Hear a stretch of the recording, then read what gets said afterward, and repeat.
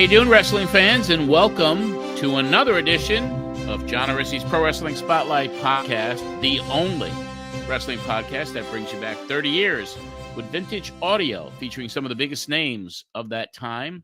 And this show is no exception.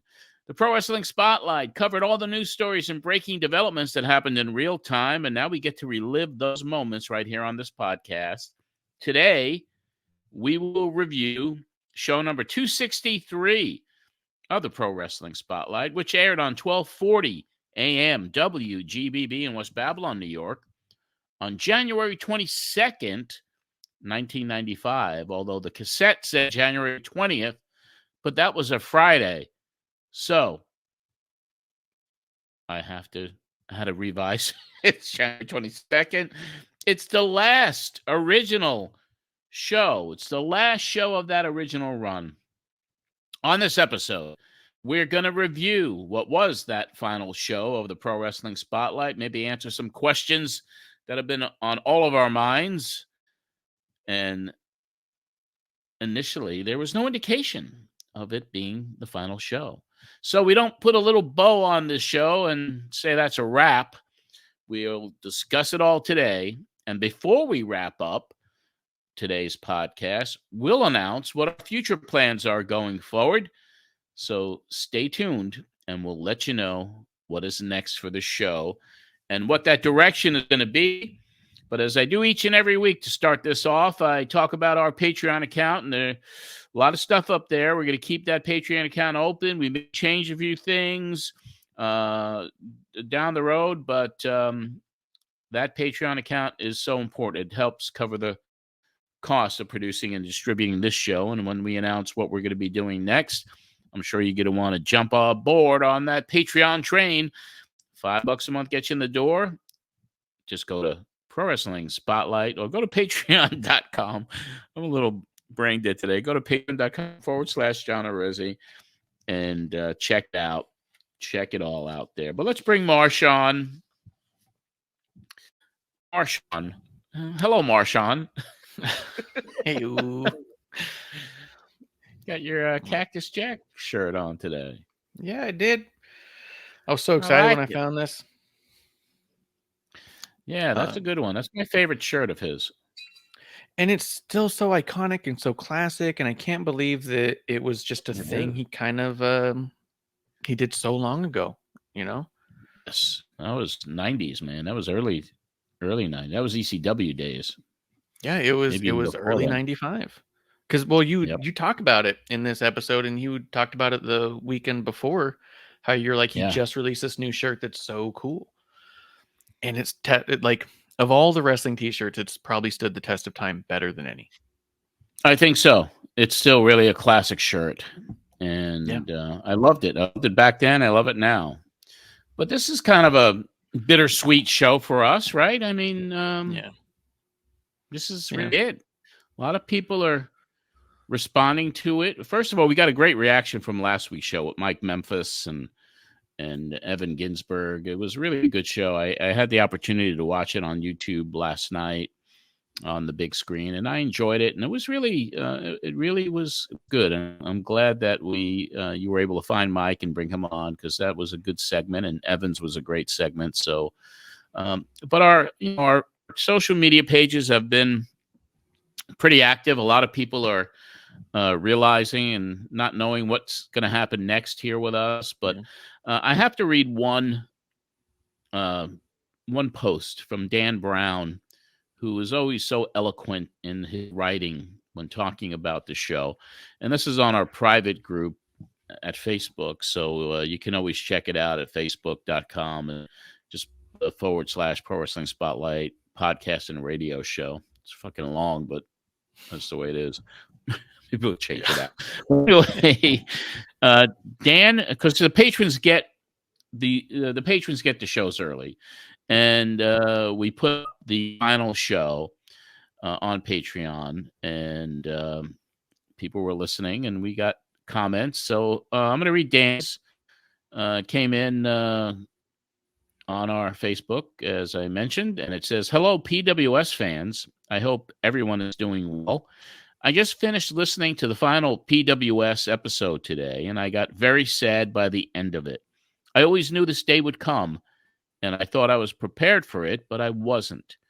I think what made it sad was that it felt like a normal episode, and there was no indication at all that this was the end of the show. There were times where John was talking about future episodes and events, and it sucked, knowing that none of that was going to happen. I always think about what PWS would have been like if it continued on. For example, it would have been cool to hear a PWS episode the weekend after Monday Nitro debuted, the first time WWF had any real direct competition. I would have loved to have heard an episode with John, Don, and callers talking about that, which was a very historic moment in wrestling.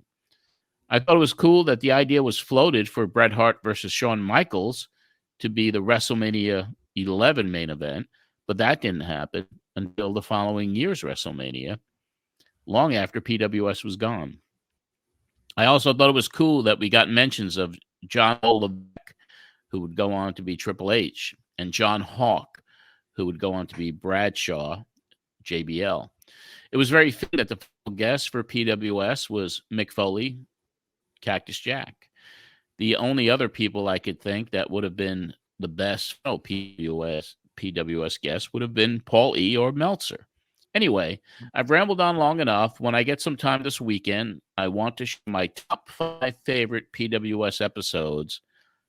I'll really have to think about it, but I want to do this to celebrate how awesome of a show PWS was and how much of a groundbreaking show it was for wrestling. Everyone else is more than welcome to share their list as well if they'd like to. I'd love to read them. Anyway, hope everyone has a great rest of their week. Long live PWS. And people started commenting on that. For example, John Flaherty said, well said. Anthony Pyrus, I agree with everything you said. I've been listening to every show since Patreon was introduced. It's sad getting to the end, especially knowing how hard John worked on it. Our friend Donnie Liable commented on that post. The show was ahead of its time. I never get tired of hearing what was. And it was happening. As it was happening, some moments were tense, but never dull. My best friend John was a true trailblazer. Thank you for listening and supporting the show. And Javier, OGST, Oyster, his name is. No need to fear. The PWS is rewinding and going to do it all over again, and we'll be there for it. Where do you get his information from?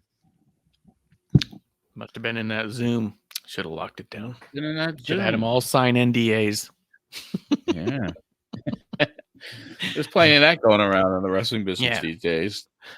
There's got to be a template. But we'll address all of that before we wrap up today. So I invite everybody to check out the whole show today. And at the end, we're going to talk about what's next for us. So anyway, it's going to be fun. But before we get to the festivities of what happened on the final show 30 years ago, a quick little update on the McMahon lawsuit. I mean, I really went off on him last week, obviously, and I think it was justified. But there have been new developments, which have been even maybe a little bit more bizarre than the actual initial allegations. Oh, there's going to be very few things that could top that. John Laurinaitis, it's almost like he's flipped now, cooperating and saying that he was a victim as well. Yeah. It felt like a tall order for us to just accept that. And who knows? Who the heck knows? This is all going to be so fascinating if it ever goes to court, if there's ever a trial. And I'd love to hear what Laurinaitis has to say about this. Yeah.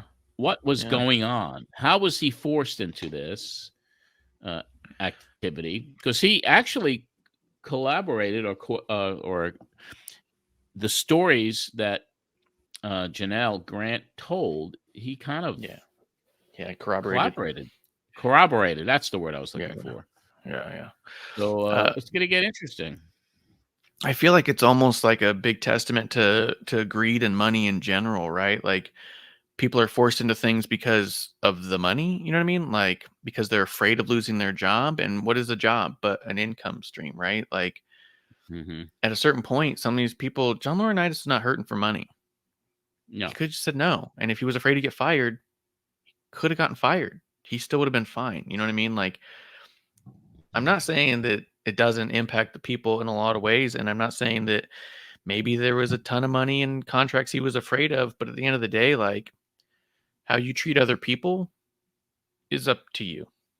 And if your fear of repercussion is monetary, then you're every bit as culpable to me, because to me, money's not, it's not the answer or the excuse. You know what I mean? Like, I'm doing this with you right now because I walked away from a job that did not ask me to do the types of things Vince was doing, but treated me very poorly in such a way that it affected my personal life that I wasn't happy about. And so I walked away from a lot of money to find some other way of going about it. And I didn't have the net that those people have. So for me, when I hear like I was forced because I was afraid of losing my job, I'm like, I've lost so many jobs. Keep it coming, you know? Yeah, I mean, I went through the same. I could go back to when I was a kid, like when I was a paper boy, when I was 12, and wasn't happy about delivering papers every day, and had a boss that was okay. And one day I got back from delivering papers and he asked me to clean up the office, and I was like, that's not my job. I was 12 years old, and got a little confrontation, and he hit my head against the wall, and then I got my mother involved, and she went over there to kick his ass. So good. And then I was working in the supermarket when I was 17. A friend of my dad's, who was a union rep, got me this position, and I had a boss who was just incredibly horrific. She had this beehive hair. She's a big woman. And I was covering wrestling at the time. I think this was in, what year was it? I think it was 75. It was like the year I was going to college or something. I had to go to Boston for a show. Something was going on, or the WFIA convention, something like that. And I put in plenty of time to give her notice, and everything was fine. And it was like a few days before I'm supposed to leave, and I'm working in the produce section, cleaning string beans out of this big barrel, cleaning the string beans. And she goes, "You can't take off this weekend. I need you." I was like, "Well, I gave you notice. I have to go." "Oh, no, you can't go." I was like, "Well, what if I go?" She goes, "Well, you're going to get fired."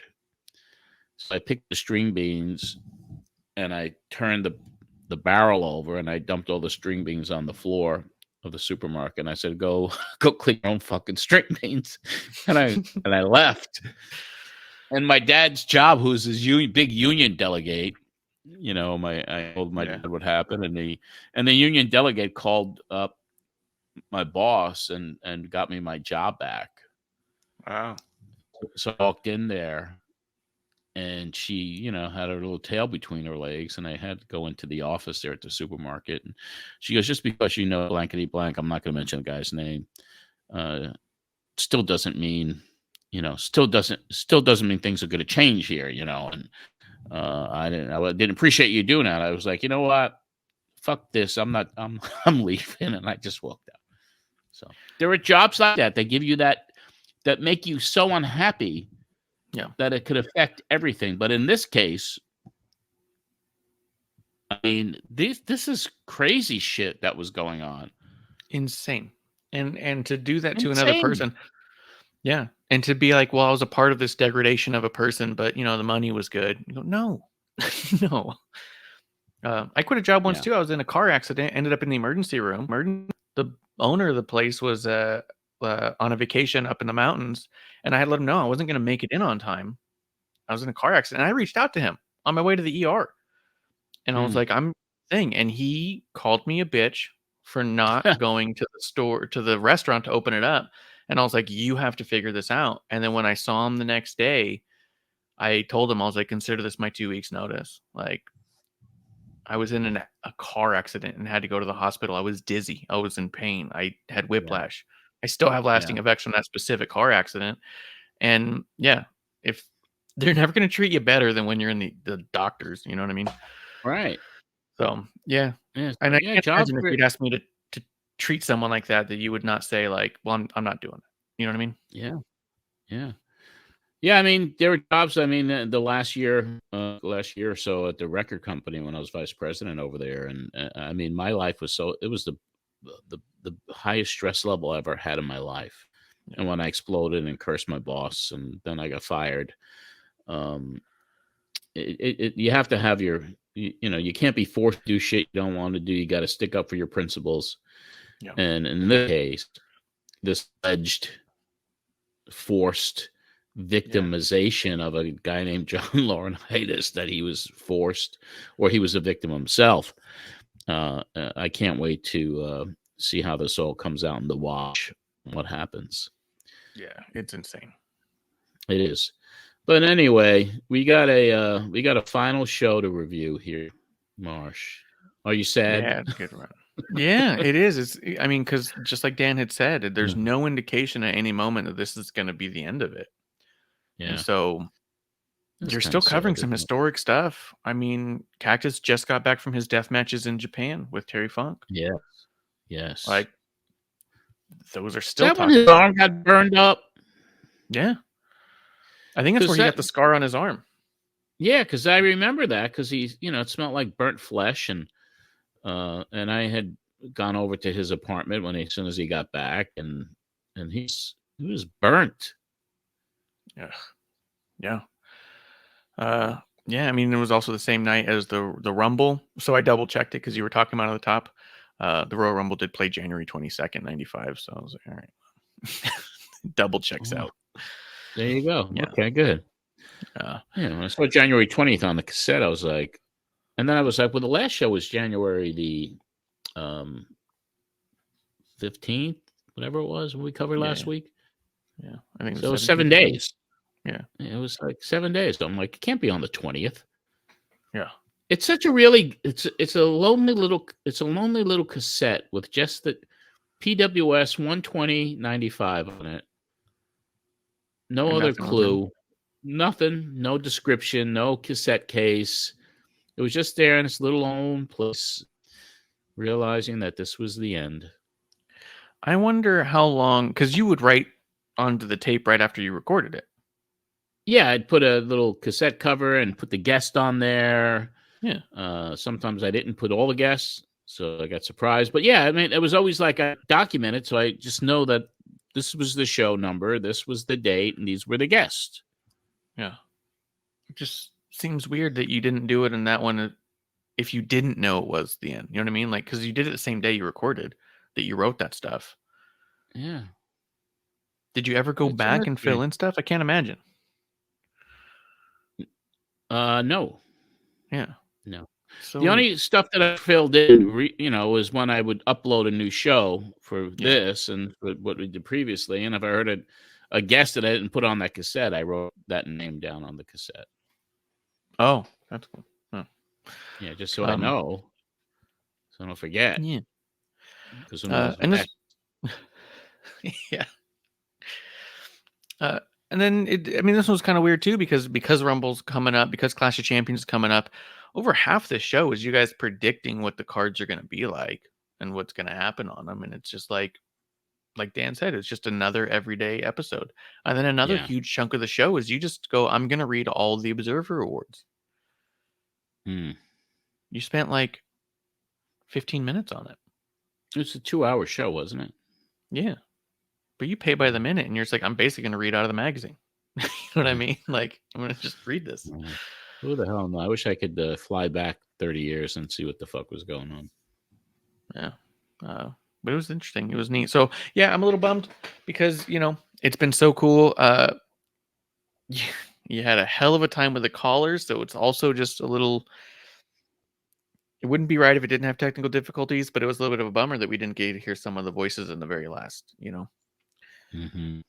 The ones who were there. But if you'd like, we can start with the capsule and see what was going on. that week. Yes. That's always a good place to start.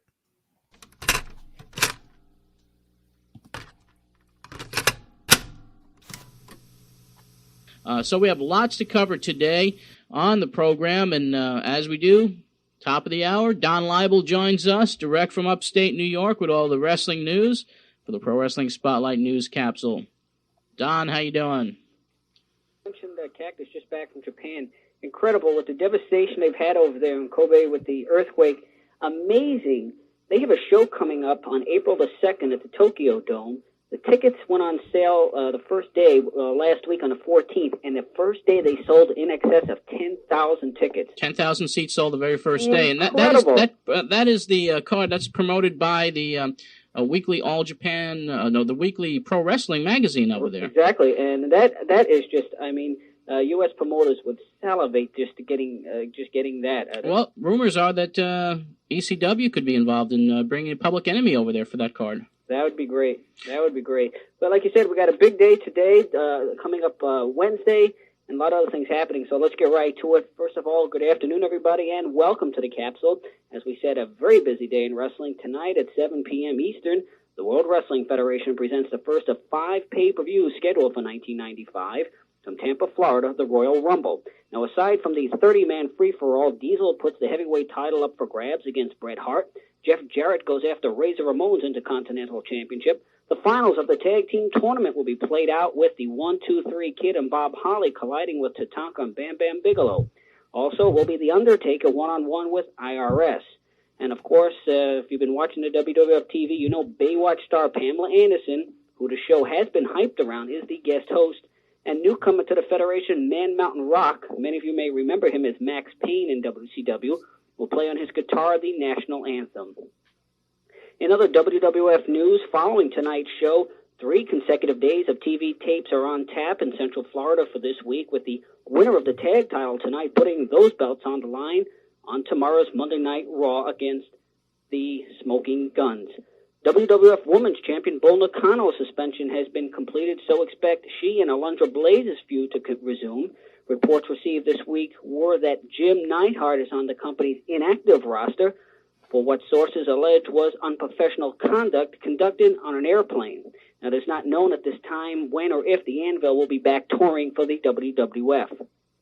Today is Jean-Paul Levesque's final day with World Championship Wrestling, as the Nashua, New Hampshire native will be switching his employment address to the WWF. Levesque, who was trained by Killer Kowalski, is said to be anxious about the possibilities that lie ahead for him with the Federation. WCW's final guarantee offer, supposedly between $1,500 to $1,800 per week to Levesque, was rejected. Levesque wrestles Johnny B. Bad in Pittsburgh, Pennsylvania tonight in his final WCW match. Well, Lex Luger may be heading home to WCW as his contract with the WWF expires at the end of this month, according to the Pro Wrestling Torch this week. Luger, a former multiple champion, winner with the Crockett-owned NWA and later WCW, lives in the Atlanta, Georgia area, of course the home base of WCW, and along with Sting are partners in main event gyms in the Atlanta area. Lex has not received any championships since joining the WWF. Word has also reached a capsule of negotiations supposedly in progress between WCW and Kamala, with the holdup being if James Harris, who portrays the Ugandan character, can use the Kamala moniker. On Wednesday evening, as John said earlier, live on WTBS, WCW presents another Clash of Champions. An expected sellout crowd of 4,000 fans are being prepared for at Caesars Palace in Las Vegas, Nevada. Vader, Harley Race, Nature Boy Ric Flair, and Baywatch's other star, David Hasselhoff, are to be seated at ringside. The main event pits Kevin Sullivan and Butcher versus Hulk Hogan and Macho Man Randy Savage. Well, last Monday in Tokyo, Japan, Vader successfully defended his UWFI World Championship by slapping a sleeper hold on fellow American Gary Albright in just under 12 minutes. The UWFI card was held before 16,500 fans, a sellout in Budokan Hall, and in attendance were wrestling legends Lou Thez, Danny Hodge, and Billy Robinson. In Dallas, Texas, Jim Crockett's NWA has lost its regular Saturday morning time slot on Channel 27 in Big D, according to published reports, as a result to the station selling the time for infomercials. Now, Crockett is said to be looking for another regular time slot on 27. Without TV, though, last week, a record crowd, not so much. 350 flocked to the Sportatorium and witnessed John Hawk taking the North American strap from Kevin Von Erich. Also last Monday in Memphis, Tennessee, an estimated 3,000 people came out to the Mid-South Coliseum to watch Jerry Lawler tangle twice. First he beat Bill Dundee, and later he lost to his son, Brian Christopher. Finally, from the PWS files in wrestling history, it's a big one. 11 years ago tomorrow, January 23rd, 1984, in Madison Square Garden, the Hulkamania era of American Pro Wrestling was officially born as Hulk Hogan became the WWF champion, investing the Iron Sheik. For the Pro Wrestling Spotlight, I'm Don Labble reporting. Capsule time, 112. Okay, Don, and of course tonight a big night. We're going to go over and give our predictions for the Royal Rumble this evening. Just getting to a couple of things in the capsule. Jim Neidhart suspended now from the WWF. That's what we hear, and the only news coming from that is it's something that took place on an airplane. Well, what I heard regarding that was that a prank was pulled on Freddie Blassie, and he had one of his eyebrows shaved off on the airplane, and maybe that was the reasoning for the suspension. You don't know for sure, but Neidhart was allegedly the culprit for that prank on Freddie. Mm. Yeah, that's horrible, shaving Freddie's eyebrow. I mean, he's an old guy at the time. You know, how long did it take to get that eyebrow back, or it didn't even grow back fully? Yeah, I mean, it's a little different than when Perfect shaved off 1, 2, 3 kids' eyebrows. Yeah. I mean, well, he also did it because he knew that the next day he was doing a photo shoot for the toy. Right. Yeah, that was I saw him on the cover of one of George's magazines and with no eyebrows. Well, he looks odd in this picture for some reason. Oh, he doesn't have any eyebrows. I can't place my finger on it, but he looks a little weird, right? But Neidhart, piece of work, man. I know when I heard that initially, I was like, suspended for unprofessional conduct. And I was like, oh no. Oh, what did he do? And then at the end, when he said it, I was like, oh, that? Yeah. So good. No, it's a little bit tamer than the plane ride from hell. Exactly. Yeah. That's why I was nervous. It was a precursor to that other debauchery that would go on years later. Yeah. What year was that? That was while you were plane still ride in the air, from right? hell? Yeah. No, that was after, wasn't it during Attitude Era? Oh, yeah, I think you're right. Yeah. Well, some of the stuff that was in there, Max Payne coming in as Mountain Rock, he ended up playing the guitar that had the WWE logo on it. So good. And Paul Levesque. Leaving Levesque. WCW and going to WWF. Anxious about what's ahead, he said. Yeah, well, he must be anxious right now, sitting in the seat there at New Titan Towers. You know, what the hell's what shoe is gonna drop next on, and who the shoe is gonna drop on. Yeah, I mean, at this point, it's insane. Like nothing's to be unexpected at this point. Shitty situation, isn't it? Yeah, just shitty to their employees. I did think it was really interesting, though. Paul's last match in WCW was against Johnny B. Bad, because Mark Marrow, when he goes into WWF as Wildman Mark Marrow, his first program was with Triple H. Yeah, interesting. Yeah.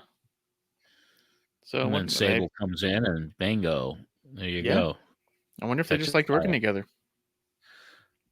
Yeah, maybe. Bull Nakano's suspension was completed, so she's going to have a match with Blaze coming up, which was good. Yeah. Hey, let me ask you a question. Speaking about Blaze, did you talk to her about the Mike Lepori visit to the show last week and that article of clothing that he bought and how that? Oh no, I didn't bring that up. No, I should. Yeah, I did not bring that one up about how he threw it out. He threw it in the trash. Yeah, so good. No, I'll bring it up. I'll bring it up to her. I just have not. I don't know if you should or not. Yeah, I gotta wait till the right moment. Yeah, make sure she's in a good mood. Exactly. Yeah, you don't want to catch her off guard. But this was a good capsule. The Freddie Blassie's eyebrow thing. Do you think you actually talked to Freddie about that? Me? Yeah. No. What? You weren't that close with Freddie after all was said and done? It was kind of like after 91 and he did the show and then all the other scandals took place. I was really persona non grata, I never really attempted to reach out to Fred. I wish I had. I wish I was able to see him in his last years. Yeah. Would have been nice, but no, I didn't. All right, well, I was curious.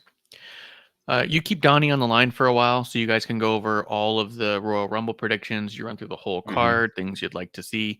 You mentioned you were trying to get a hold of Jake the Snake and you're having a really hard time getting a hold of him. That he's only easy to get a hold of if he's trying to get a hold of you. Like that is so true. Yeah. Yeah. So yeah, and you guys talked about Diesel versus Brett, which I thought was cool too. Again, you guys were kind of on the Diesel train, even though you liked Brett so much. You talk about WCW Clash of Champions, and you run through all the predictions there as well. So for the Patreons, you can listen to all that because I just didn't want to play a bunch of predictions for shows we've seen.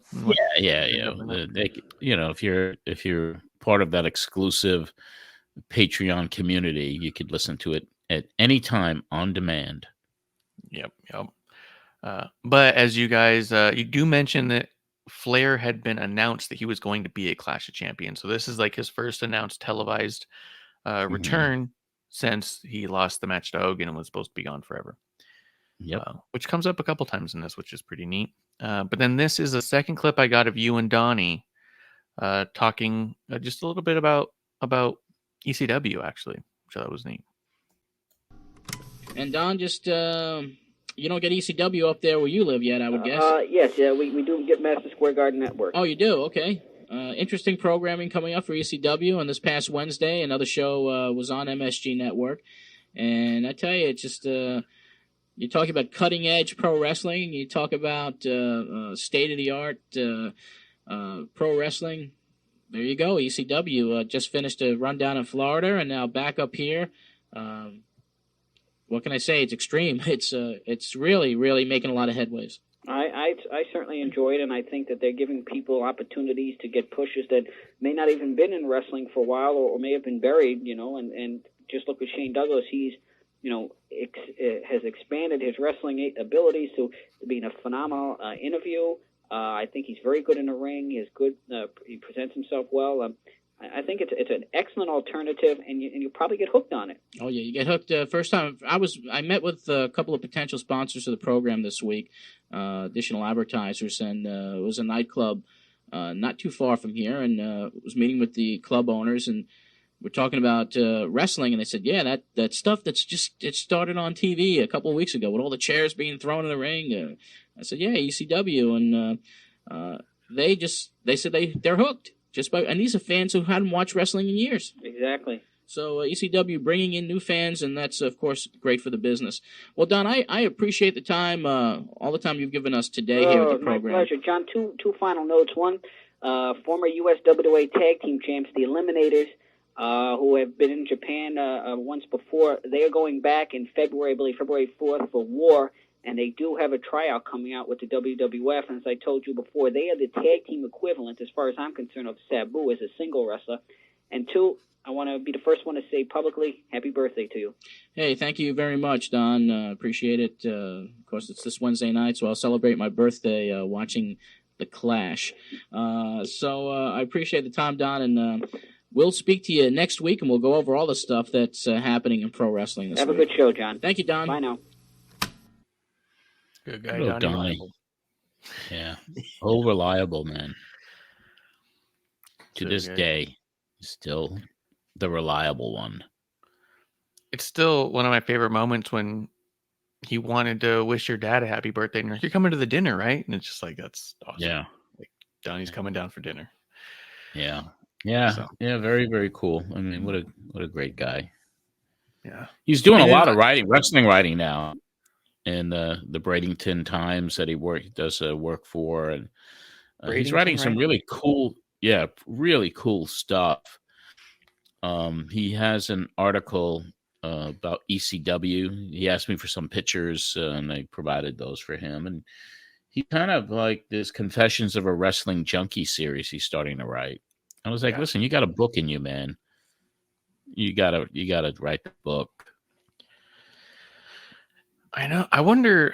I mean, I think that there's definitely room for it. The only thing I feel bad for is that I just don't know he ever got the notoriety he deserved, because he's just been like almost a workhorse, almost Forrest Gumpy in a good way, where he's just kind of around all this stuff and innocently enjoying all of it. And you know, like, it's so great. I want him to get all those. I'm glad he's doing that series, but I agree with you. Let's get a book. He's got a book. Mm-hmm. And then I imagine he's got to know the guy who he sold his archives to, right? I believe he does. He doesn't really talk about it much. I asked him the other day. I said, "Are you sorry you sold that stuff?" And he goes, "Think about it every now and then." Because for him to ask me for pictures, because he didn't have any of ECW, and he was there shooting like, a lot of content for them. I wonder if whoever he sold it to just won't even let him have. I don't know. That's a good question for the next we bring him on. Yeah, because when we go into the next life, because I think that would be a great thing too. I mean, especially like for you guys who had the negatives, and I mean, again, unfortunately, he doesn't. Almost like a coffee table book of just photos with like a paragraph underneath it, or a story that's associated with it. You know. Yeah, I told him, because Greg Oliver is getting ready to do some stuff, and he's approached me with a photo book idea, and I'm actually like, well, maybe that will be cool. Everyone's clamoring for that. I think people are, in a sense, like, I mean, that's why your socials do so well, is because all of a sudden, oh, here's a picture of Andre we've never seen. You know what I mean? Oh, here's a picture of Captain Lou, bloody and crazy, that we didn't know existed. Like, people want that history, and that shit is being shared everywhere, and all these Facebook pages and Instagram accounts, and I see my pictures everywhere now. And I really, I don't mind people sharing that stuff, but just tag me or just say, where you got it from. But I guess that's society, and that's that's life. That's the chance I took for posting this stuff without watermarks.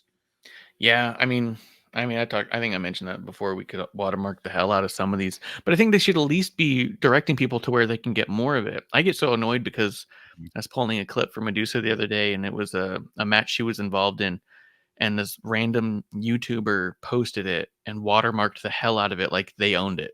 And you're like, yeah, I saw this guy, Blue-Eyed Chap 2000 is like, he sells all my fucking pictures on eBay. Oh, is that guy? And I saw one.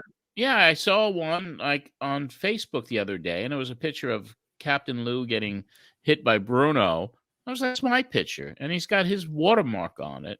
Exactly. And he does that. There's so many that he sells on eBay, and I'm like, and I reached out to him once, and he wasn't the friendliest person in the world. Of course not. He knew he was. I mean, realistically, that's selling stolen merchandise. He stole your photo and he's selling it as his own. That's just not the reality of it, And so he knows that he took someone else's thing and is selling it. It's his hustle. I get so mad about that shit. I get so mad. Because I would see people even in New York and stuff being outside a line, like stores for shoe drops.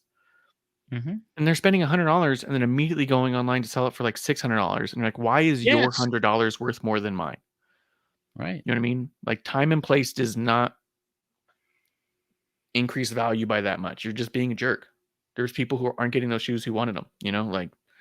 I get mad about these hustles that are just scams because they're scamming each other. I'm a wrestling fan. You know what I mean? I'm a wrestling fan. Why would I scam another wrestling fan? Oh yeah, pay me for that. For what? You stole that. I get mad about it. Yeah.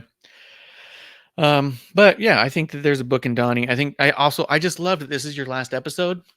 And how does it kick off? Is Donnie wishing you happy birthday? Yeah. Like, just wholesome Donnie moments. 1995, man. I was 2 years shy of 40. Wow. Something to think about too. Like, just because I don't know, when you listen back to this stuff, you just kind of think that you were a kid doing this. I was almost 40. You're the age that I am now. Yeah. You know what I mean? Like, it's kind of crazy to I think. had a full life already back then. You did. You did. And it continues. It does. You run through some ads. Hey, you know what? You gotta freaking, keep going. If you don't keep going, especially as you get older, then your brain turns to mush. And I don't want that to happen. You much of a fan of Ricky Gervais? Oh yeah. Yeah. I'm a huge Ricky Gervais fan. I mean, I've got a tattoo of a drawing of his, but he did the show The Office, obviously. Yeah, and the character original. he did was David Brent. But he made a movie that was a follow-up that was David Brent, Life on the Road. And it was about that character going on to try and be a successful musician. And there's a moment in there where I just can't stop living by or thinking of, is where he says, it's okay if I fail. I can live with being a failure, but I can't live with saying I didn't try. That's been my MO. Yeah. I mean, it feels that way in a very positive way. Like, it's okay that this didn't work, but it wouldn't have been okay if I didn't give it everything to try. You got to try. Yeah. I mean, I'm trying this. We'll see how long I can. Hey, we're about to segue into another little venture that we've been discussing that, we can't talk about it officially yet, but I'm kind of taking you out of your comfort zone to do some interesting stuff. And it's really exciting and very cool. And I mean, to shout out another wrestling entity was Jessica Carr. She's a referee in WWE, and she had a podcast for a while called Brink Life, because her motto has always been that you're on the brink of greatness, you just don't realize it. So you have to keep going, right? And so every time you think that you're done, or that it's time to give up, she's like, you just don't know if you're on the brink of breaking through. And that's kind of I was feeling that way. I was feeling that way when Gibby got hired by the Mets, and I was like, all right, this is a very successful podcast, and now it's gone because he's with the Mets. So you pivot, and I'm not ready to talk about what's going to happen yet, but I am very excited about what the next few months are going to bring. Me too. I mean, I even told you I was setting up job interviews recently too, being like, I don't know how much I got left in the tank, but at this point it's kind of like, well, no, I mean, just got to keep pushing through. So yeah, I think there's going to be cool stuff, and hopefully people are along for the ride. Oh yeah, they will be. You had Gary Landavin on. Yeah. He was on the Matt Wrestling newsletter that he had been doing since July of '89. Mm-hmm. Do you remember much about him? Did you talk to him much? Yeah, I wasn't close to him. I plugged, I gave him plugs when I did. So I don't have, I remember him. I remember the newsletter vaguely, but he had been doing it for a long time. So why did I bring him on? You were just putting out, he did an end of year review newsletter, and in there he did a massive breakdown of the NWA and the Funk Brothers. Okay, that's probably the reason. Yeah, you were really putting it over. You put it over on the intro. You put it over with Donnie. Donnie got it. He loved it. You guys were excited to bring him on to promote it because of the funk stuff. Mm-hmm. Yeah. I didn't pull any clips from it because it's kind of a long conversation that just talks about the magazine, and then he puts over where to get it. But it's in there for the Patreons. But it was really neat. It was interesting. I kind of like that too, that you're just kind of aware of. How many newsletters were you subscribed to at any given time? They would just send them to me because of the radio. Mm-hmm. Yeah, there's a lot of them. But my favorites were obviously Observer, The Torch, Chatterbox, and then Wrestling Flyer by John Clark were my favorites. And there was Pro Wrestling Sushi too, which was a really good one. Really good one. What was that? What was their gimmick there? It was kind of like lucha and comedy. It was just kind of a really cool newsletter. Huh. Yeah. I always liked, in retrospect, I think I would have really enjoyed Steve Beverly's because of how... And Matt Watch. I forgot to mention them. Yeah, Matt Watch was great. He's a dude who I think had a lot bigger impact on even the conversations we have today than people realize and give him credit for. He would be a good one as we venture into the future. Yeah. Bring him back for some appearances. Yeah, I would love that. But yeah, so there's that. And then you spent about 10 to 15 minutes with ad breaks and coming back to it and all that, going over all the Observer Awards. And I pulled a specific chunk of the beginning ones where what I really pulled was kind of like the favorites people had, because the second half is you break down all the worst of stuff, which is hysterical. Just because we've talked about it before, Meltzer gets a lot of flack nowadays for really pushing certain types of wrestling and styles of wrestling. And in this one, it was just so strongly evident he's always been that way. Like, why he's getting flack now versus then is kind of funny, because in this, he feeds his audience, this is what's great, and they vote accordingly. It's all about how AAA is incredible, Japan is perfect, and WWF and WCW just are not watchable. You know what I mean? Like, they're the worst of everything. And it just makes me laugh. But so I have this clip where we're going to go through a bunch of them. The Wrestling Observer newsletter has come out, and their awards have been issued for 1994. And before we get Cactus Jack on the line with us, right a little bit after the 2 o'clock hour, I want to go over the major awards. If you don't subscribe to the Observer and you have not received a copy of the 1994 Wrestling Observer Awards, I just want to go over the awards with you quickly, because they are major awards and looked upon as the real deal by the fans out there watching, covering, and just enjoying pro wrestling. The Wrestler of the Year this year went to Kawada of Japan, and the number 2 finisher in Wrestler of the Year was Sabu. Number 3 was Ric Flair. Most Outstanding Wrestler Award went to Kenta Kobashi from Japan, and he received over 1,121 votes. Sabu came in second. Chris Benoit came in third for Most Outstanding Wrestler. Best Babyface, Best Fan Favorite Wrestler went to, for the second year in a row, from Atsushi Onita from FMW. Surprising number 2 finish for Best Babyface went to Perro Aguayo from the AAA, and Bret Hart finished third.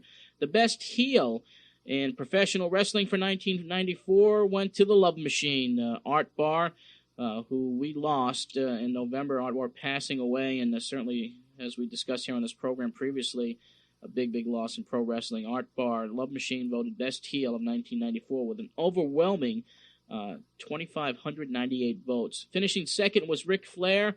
Finishing third, Van Vader. Best Darn Interviews. Well, let's get to the Feud of the Year first. Feud of the Year, once again, finishing in first place, Art Barr with his Gringos Locos. That team of himself and Eddie Guerrero, Conan, and Louis Spicolli, Madonna's boyfriend, and that feud against Mexican AAA finished number 1. Number 2 feud of the year was Bret Hart versus Owen Hart. Tag team of the year, once again, the late Art Barr finishing on top with his partner Eddie Guerrero. Once again, an overwhelming number of points, 2,568 points voted by the readers of the Wrestling Observer. Art Barr finishing first. Misawa and Kobashi finishing second in Tag Team of the Year votes, and Public Enemy of the ECW finishing third. Most Improved Wrestler of 1994, voted by the readers of the Observer, was Diesel, followed by Shane Douglas and Art Barr, the late Art Barr, finishing third. Most Unimproved Wrestler going to, yeah, you guessed it, Hulk Hogan, and Hulk Hogan finishing first in Most Unimproved Wrestler. Lex Luger finishing second. Jim Hacksaw Duggan finishing third. For Most Obnoxious, as voted by the readers of the Observer, number 1, Hulk Hogan. Number 2, Eric Bischoff. And number 3, Vince McMahon. Best Darn Interviews. as voted by the Observer readers. Number 1 place finisher Ric Flair, followed by Shane Douglas, Jim Cornette, Paulie Dangerously, and Cactus Jack. Most charismatic performer in professional wrestling, number 1, Onita from Japan. Number 2, Ric Flair. Number 3, Perro Aguayo. The best technical wrestler, as voted by the Observer readers, Chris Benoit finishing first, Kenta Kobashi finishing second, and Jushin Thunder Liger finishing third.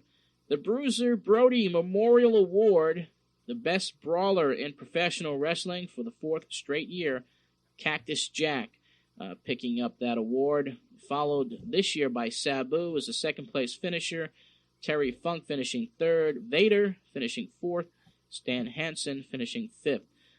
Best flying wrestler, voted by the Observer readers this year, Great Suzuki finishing first, Rey Mysterio Jr. finishing second, and Sabu finishing third. Now, for the first time since 1988 rather, Jushin Thunder Liger was not given the best flying wrestler. He'd been out most of the year with a broken leg.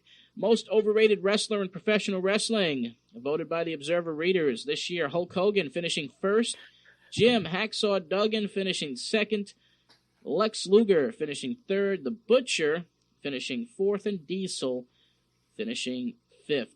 The most underrated wrestler, Brian Pillman, finishing first this year, followed by Chris Benoit, Al Snow, and the 1-2-3 Kid.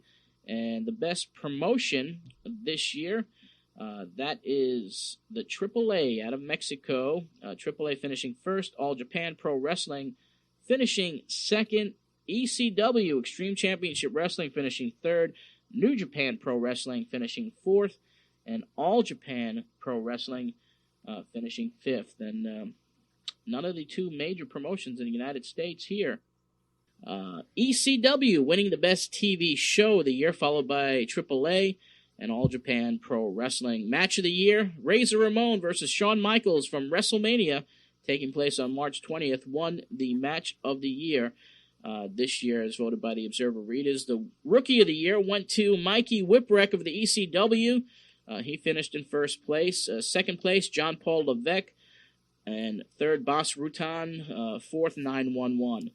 Manager of the Year, Jim Cornette wins once again for the third straight year, followed by Paulie Dangerously, Sensational Sherry, Tammy Fitch, and Ted DiBiase. Best television announcer went to Joey Styles of the ECW, followed by Jim Ross and Vince McMahon. Worst television announcer went to Gorilla Monsoon. That's good about to do it as far as for these categories. Wow. I got such a kick. Isn't it? It was so funny to me that all the most obnoxious and terrible wrestlers were the NWO. Yeah. He was so good. Wow, Mikey Whipwreck over I'm Paul Beck for Rookie of the Year. Crazy. Yep. Insane. The next block I didn't pull clips from, but you even go into Mr. Fuji got Worst Manager of the Year for the 8th year in a row. Yeah. But in the past 12 years, he's won it 10 times. Well, that's a Hall of Famer. Isn't he? Like, I just don't remember so many people hating him so bad, but they must have. Yeah. Yeah, he was obnoxious. He was not good. He was placed strangely for sure. Like him being Yokozuna's manager because Yoko wasn't supposed to talk. Yeah. So they brought in Jim Cornette to talk for Fuji. Yeah, because Fuji couldn't talk. So you needed a manager for the manager. That's probably... It was that way when he was tag team with Professor Tanaka in the 70s, and he just couldn't, he didn't cut a good promo. Well, he was crazy. He did know how to throw a handful of salt, though, I'll tell you that. No. That's true. He could throw salt like nobody. Like nobody else, like nobody's business. Yeah. I liked it. The top 5 promotions in the world, WWF and WCW, didn't even come up in top 5. No. Like, it's just, I just get a kick out of it because, like I said, people get so up in arms over the awards, and you're just like, look, it's not the biggest indication of success necessarily. Like, this is just this group of fandom. It's like a hardcore fandom place telling other hardcore fans what they're watching is really what it boils down to, you know? Yeah. And people talk about it in such a crazy way, but yeah, it's just fun to listen to it in its entirety that way, because you're so like, oh my God, like Wrestler of the Year was Onita? Like, I know. 1995, my goodness. Yeah. Very, very fascinating to look back at that. You could hear the whole darn thing on Patreon. Yeah. And I liked that. That's just kind of how much you enjoyed those in and of itself, that you're like, you pay by minute and you're more than happy to just read the entire awards. That's right. It's great. Not everybody was Observer readers. You know, a good part of the audience was. But yeah, I always got a kick out of it. I always loved those year-end awards by Meltzer, and I loved the yearbooks he used to put out, which is wonderful. Yeah.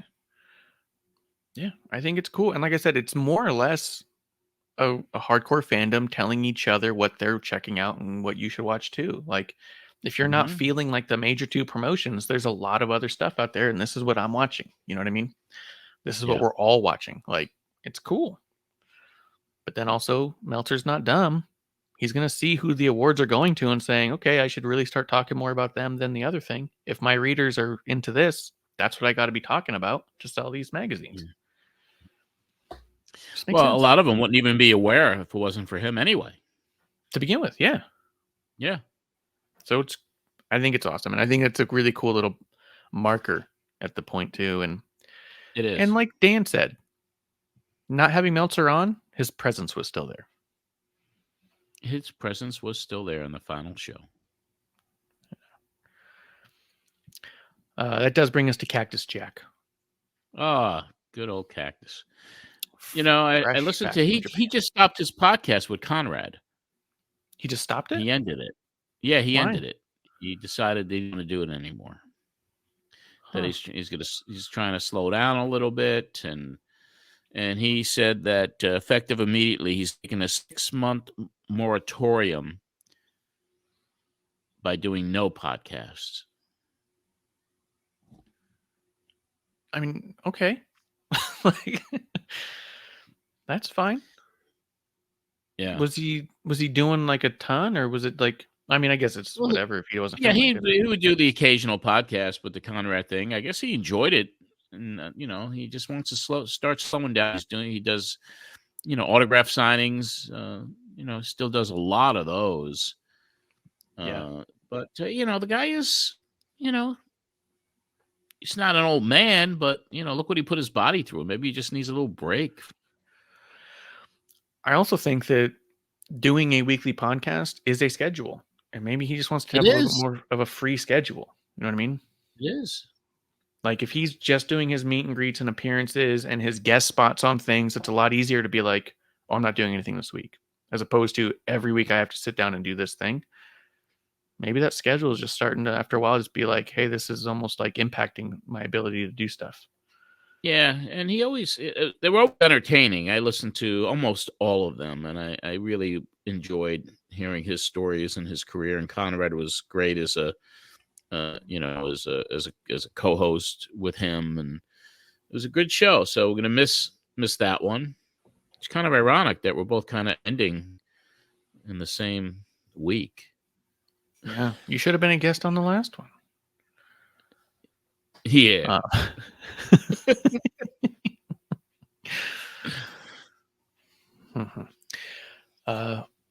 But yeah, that is interesting that he's done with that. Yeah, and he's doing a ton of appearances. He came through my town just a couple weeks ago. I told you about that, and you know, swung by because I had a friend who'd never met him and was like obsessed, and not obsessed, but you know, she messaged me. She goes, "Oh my God, you see Foley's coming through?" And I was like, "Yeah, he's coming through." She's like, "I have to meet him. I have to meet him. Let's go." Yeah, so and Broadway Sonny Blaze was so happy to get that relayed message. Yeah. I told him, I was like, I'll tell you, you know, Broadway says hi. He goes, "You still talk to Broadway?" Broadway Sonny Blaze. Like, yep. So it was cool. But yeah, that is interesting that he's done with that. This is him coming on, though. It sounds like he was on the line for a bit, though, because it sounds like he heard a bunch of these awards. at least the tail end of them. So maybe, yeah. But on the phone with us right now, direct from down south in Atlanta, Georgia, the man who won for the 4th consecutive year the Bruiser Brody Memorial Award in a Pro Wrestling Observer newsletter, none other than Cactus Jack. And Cactus, are you there? I'm here, John. How's everything down there today? It's pretty good. I just got back from Pittsburgh, Pennsylvania, and I'm a little bit tired, but I don't know if this is just a coincidence, but as soon as your man called and told me to hold for John Arizzi, I got acute gastrointestinal pains. It may just be a coincidence, but there may be something more to it. Well, that's only up to you to think. That's pretty funny. But you're okay now? I'm okay now. Everything's taken care of? Everything's taken care of, but I'll tell you what, John, I'm in a very thoughtful mood right now. Uh-huh. Because, it's a great honor, 4 years in a row now, the Bruiser Brody Memorial winner. But even more deserving of praise, I think, is the uncanny streak now that Mr. Fuji's on. Did you say 6 straight years as worst manager? I think it was 8 straight years. Now, if tragedy were to befall the Fuji family and there was no more Mr. Fuji, would the award then become known as the Mr. Fuji Memorial Award? I'm sure that's something that will be brought up to the Observer editor Dave Meltzer. That's pretty funny stuff. And the other thing I was thinking is, if Dave Sullivan was voted the worst wrestler of the year, by proxy, because I lost to Kevin Sullivan and Dave Sullivan then beat Kevin Sullivan, doesn't that make me just a little bit worse than Dave? Not in this lifetime. Good way to kick it off. Yeah. Which is funny, too, because, he's the Brody a winner, and that was a memorial for the best brawler. Yeah. And Fuji winning for 10 years. He's like, the memorial would stand to reason. It would. Funny. And that was funny. And it was great. I mean, if we go back, the first time he won those awards, we announced them on the air to him. Yeah. Back when he first got them. And 4 years in a row. And I think he won them even more after that. I'm not sure. I would imagine so. Because you should know. You should do your research. I don't have access to the Observer. Come on, now. $11.99 a month. Yeah. I'm sure the second he went to WWF, he was like 90% of the wrestlers who got worse because they're there now. He sounded in good spirits, though. He was really happy to be back in town, and like you said, he'd just gotten back from Japan. Yeah, he I think just got that house down there too. He had a house in Georgia. Yes, I didn't know that. I wonder how quickly he got his Christmas room up and running. Good question. You do ask him, though, now he's in ECW, what he's thinking of that. And he goes into, what ECW is like. And he talks a little bit about his Sandman match he's got coming up. And this was pretty cool. It's pretty cool. Well, now, you've been with ECW now for, I would say, 8 months? Well, I guess about 7 months now. Now, how do you feel about the promotion? Things moving along? It's an exciting time to be involved with it. It seems like it's ready to break through nationally, finally. I think so. I think I joined at a good time. It was already established a base of fans in Philadelphia who like that hardcore action. And I think there's just a spot for it in any market. There are fans that don't want to see a watered-down product. And I'm not trying to put down the other promotions, but they're appealing to a very mainstream audience. And I think professional wrestling, there are always going to be fans, like I was, who want something that's not really mainstream, want something a little more action-oriented, something a little more violence-oriented. And, John, I think in 1995 that I'm one of the guys to give it to him. Yeah, definitely. Last week in Florida, you had a match, or you worked one night with Sandman, I believe. Yeah, both nights. Sandman. Okay. And I'll tell you what, things got a little bit ugly. We had a couple of real great matches, but at the end, I can't stand a sore loser, and that's, I guess, what the Sandman turned out to be. And he hit me from behind with the kendo stick, bloodied me up, and then he tried to remove my eye with a cigarette. Oh, really? And I'm glad that I'm lucky that my ex-partner, Mikey Whipwreck, was there to run him off, or else Cactus Jack might be without one eye. I'd hurt my hand earlier in the match. It's still a pretty ugly-looking gash on my hand, and I only had one hand to fight him off with. And so I have challenged the Sandman for February 4th to a Texas death match. And, John, I went out on a limb there, and I guess, in retrospect, I kind of told the fans that if I didn't win that match that I would not be wrestling anymore. Because my reasoning was that when I saw the Sandman, you see, when you gain a certain amount of popularity in wrestling, it's inevitable that you're going to sell out just a little bit. It's just almost impossible not to. Once you reach a mainstream audience, it's real hard to be 100% true to the hardcore fans. And right now I see in the Sandman a guy who is 100% true to the hardcore fans, and it makes me a little bit envious. Because maybe Cactus Jack's about 98% pure, but there's still that part of me that likes to win matches, that likes to have my hand raised in the air, and that likes having the fans come up and ask for autographs. And that's something that I didn't used to care about a few years ago, and maybe my art was a little bit more pure then. So I said to the people in ECW, and I guess I've got to stick to it, that if I take on the Sandman, it's not going to be a match where wins count, not where the 1, 2, 3 counts. It's going to be a Texas death match, a match that people like Stan Hansen legendized, a match that people like Terry Funk made legendary, and I'm there to say, hey, the best man will be the man who can get up at the end of the night. And so I've got my work cut out for me because I'll be on the end of about a 24-hour plane trip from Japan back to Philadelphia. And I don't know if I'm going to have the strength I need to go through with a Texas death match, but I'm damn sure going to try.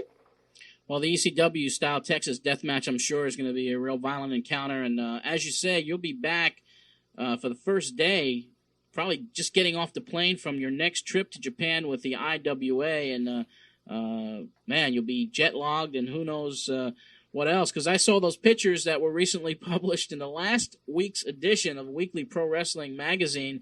Your first tour with the IWA over in Japan. And, man, flaming chairs and barbed wire wrapped around a baseball bat, it looked like, that was on fire. And Terry Funk branded you in the chest with the branding iron. It was a bloodbath. Yeah, it was. So really... how'd the trip go? Well, aside from, this is the worst I've ever looked physically. Yeah. I'm not talking about handsome features and all that. I'm just talking about having the most amount of gashes and ripped openings in my arms. My hands were a mess. They're just starting to heal up now.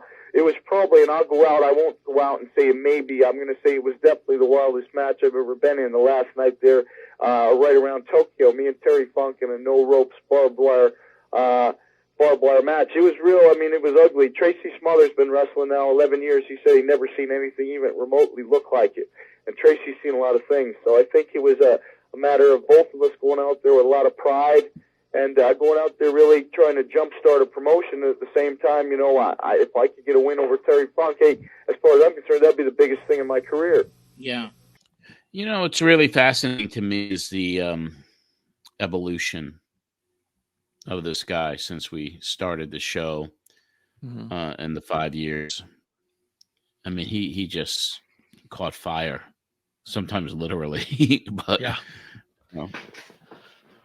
it was really really fascinating to hear the evolution of Mick Foley, Cactus Jack, all the great things that he did and then would continue to do after he entered the WWF. Amazing stuff. Yeah, realistically, in a lot of ways, you feel like that at this point in his career, he's had a Hall of Fame level career. Mm-hmm. But everything he does after this moment is a Hall of Fame career. You know what I mean? Yeah. Yes. It's big time. It's cool to hear. Also, just his love and respect for Terry Funk is so clear in this, so evident. Yeah. It was, and we get accolades every now and then, but there was a post by a Japanese Vintage Pro, whatever his name is here. But he's the famous photographer or whatever from back in the day, and he posted something that really said, in many ways, 90s wrestling began on June 3rd, 1990, when Cactus Jack appeared on John Arisi's radio show to announce he quit WCW. The dawn of a new generation ethos that valued artistic integrity over financial security. Quote by Cactus: at that time, I was no longer proud to wrestle in the NWA. So people kind of look at some of these appearances he made on this show over the years as pretty historic. And that evolution was incredible from him, from the Cactus Jack Manson first appearance, September 17th, 1989, to this final show with him on it. Interesting. I mean, didn't he train Broadway, Sonny Blaze? Yeah, he was in the beginning stages of that. Yeah. And that's when I met him, through Broadway. Yeah. So, I mean, his impact everlasting throughout all versions, you know. But yeah, I mean, there's certainly mile markers in history. Every appearance he has on your show, there's something going on there. He never had a dull year. It never was, you know. He kept ascending in the business. His reputation, his credibility, his ring work, his promo skills. It was constant evolution for him. And there was 1 year where he was going to be not able to wrestle for a chunk of time due to an injury or two, if I remember right. And so he was just cutting a bunch of promos and doing video packages and stuff and trying to like figure out other ways to kind of be creative and grow that character. And it's just brilliant. A lot of people would have just sat around and waited. And then what do you got for me when I come back, you know? Yeah, just awesome. And I didn't even think about it. I never really looked at the win-loss record of the Japanese death matches with Terry Funk. But he said, if I can just get a win over Terry Funk, that'll be an all-time career highlight. Yeah. That means he was just over there doing the job, getting blown up left and right. Yep. Yeah. So cool. But he didn't mind, because that was kind of one of his heroes too. And getting the opportunity to get into a program with him overseas. And I mean, what two amazing legends that really had the utmost respect for each other. And it was a magical time. Yeah, it was awesome. It makes, in hindsight, growing up and being a big fan of the Cactus and Chainsaw Charlie tag team. I mean, like I talked about it before, I was not exposed to Terry Funk before WWF stuff. So for me, I was like, Chainsaw Charlie's the coolest. But like hearing all this stuff, like retroactively, makes me love and respect that time frame even more, because that means those guys just wanted to work together. And Cactus probably wanted to team with them to protect him in every way he could, you know? Imagine having a friendship where you're busting each other open with barbed wire and exploding this and that and setting each other on fire, and then you go out and you're best friends. Yeah. Yeah. What a wild, crazy business. It's insane. Let's see. This next clip is a little shorter, with a little shorter guest. This is the little tiny guest. Plus, I'm a family man now, John, and yes. I like those 1 week, 10-day tours. I don't really want to be over there for 31 days. Well, you certainly got a growing family and 2 beautiful children and a beautiful wife, and of course, you want to spend as much time as possible with them. And I tell you, you're just you're a hell of a guy, Cactus. Hey, John, it's kind of become a tradition, I think, that when I'm on the show, that my son Dewey does say hello to the listeners. Yes. And here he is right now. He wouldn't miss this opportunity for all the tea in China. Dewey, say hello. Hi, John. Hi, Dewey. How you doing? You home with Daddy today? Huh? Are you home with your daddy today? Uh-huh. Are you having fun? Uh-huh. Your daddy's a big pro wrestler, right? Pro wrestler. Yeah, pro wrestler.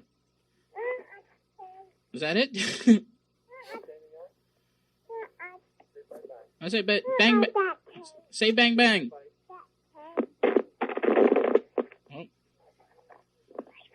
Bye-bye. Hey, you had a lot of love in this morning, huh? Yeah, I thought he was going to say bang bang. Well, so great. He's just awesome. And I also like that he's got to do these call-in interviews, And no matter where he seems to be, Dewey's right next to him. Yeah. Joined at the hip. Yeah. Because the guy was, traveled around so much. And when his daddy comes home, even though he's bandaged up and set on fire, the love between a father and a son. I mean, last time he was playing with a wheelbarrow, so he couldn't have been in the house. You know what I mean? Yeah. I wish I knew of that video. I got to find that video about the Memorial Day party I had at the house and with Cactus and Colette coming over with Dewey and Noel. Mm-hmm. And Mick is rolling around the lawn, letting the kids climb on him, and my little nieces and nephews were just jumping all over him. Just what a just amazing video of that party. Yeah, I think you should find it too. It seems, I bet you he'd get a big kick out of being able to watch that. I think so too. Yeah. Let's see. This next clip he talks a little bit about Paul Heyman and then goes into a couple other things. This is Paul E. Dangerously, manager of 911 and the most homicidal, suicidal, genocidal, death-defying athlete on the face of the planet, Sabu. And you, fortunately, are listening to the Pro Wrestling Spotlight with John Orderme, two fat, ugly pizzas of Resi on 1240 WGBB. No, I never listen to the station. Yes, I do when John's on the air. For the latest wrestling news and views, there's only one place to get it all. And that's the Tracy Gord's 900 hotline. Or just listen to the show right now. Okay, the mad scientist himself, Paul E. Dangerously, with that plug. Thank you, Paulie. And we'll get back on the line with Cactus Jack. Cactus? Hello, John. Yes, good old mad scientist Paulie over there. Paulie is a pretty interesting cat. Yeah, he is. Yes, he is. I spoke to him a couple nights ago, and he's always on the move, always on the go, always in the studio producing what has been voted the best wrestling show in this country, ECW Wrestling. He's unbelievable. I don't know where he gets enough hours in the day to do all that. I don't know either, but God bless him. That's all I could say, because he's doing a hell of a job with that television program and this behind-the-scenes ECW stuff. But we're going to get to some calls here. We're going to go to Sandy from Massapequa, who'll be on the line first with Cactus Jack. Hello, you there? Hello, Sandy from Massapequa. You're on the air. Hello? Okay, let's go to Matt from Smithtown. Matt, are you there? Yes. Well, yeah, I've thought about just about everything. Hello? WCW is real good to me for over 3 years. Sometime I'd like to go back there, and if the right thing came along with WWF, yeah, I'd like to go there sometime. I mean, I grew up a lot of the time in New York. I've been to Madison Square Garden for WWF cards. I've been several dozen times, and I'd like to wrestle in Madison Square Garden. I'd like to wrestle for WWF, but I don't really want to do that right now. Okay, that was, I guess, the question from Sandy, which we didn't get on the air, but we have Matt from Smithtown. Matt, you're next. Yes, I have two quick questions. Yes. Okay, first, I just got a copy of Cactus's match with Sabu when he broke 3 ribs. That was pretty wild, wasn't it? Yeah, it was crazy. And John, I can't hear a word you're saying. Okay, I'll relay the question to you, Matt. Matt said he just got a copy of that match with Sabu where you broke 3 of his ribs when he missed the moonsault. Oh yeah. Okay, my first question was, what was that the wildest match he's ever been in, with the bottle breaking over his head, and how did that feel? Was that the wildest match I ever been in? Yeah, and how did you feel with the bottle being smashed over your head? It wasn't a good feeling. It was almost like a relief. Okay, continue. Cactus, are you there? Oh, we lost him? Okay, sorry about that.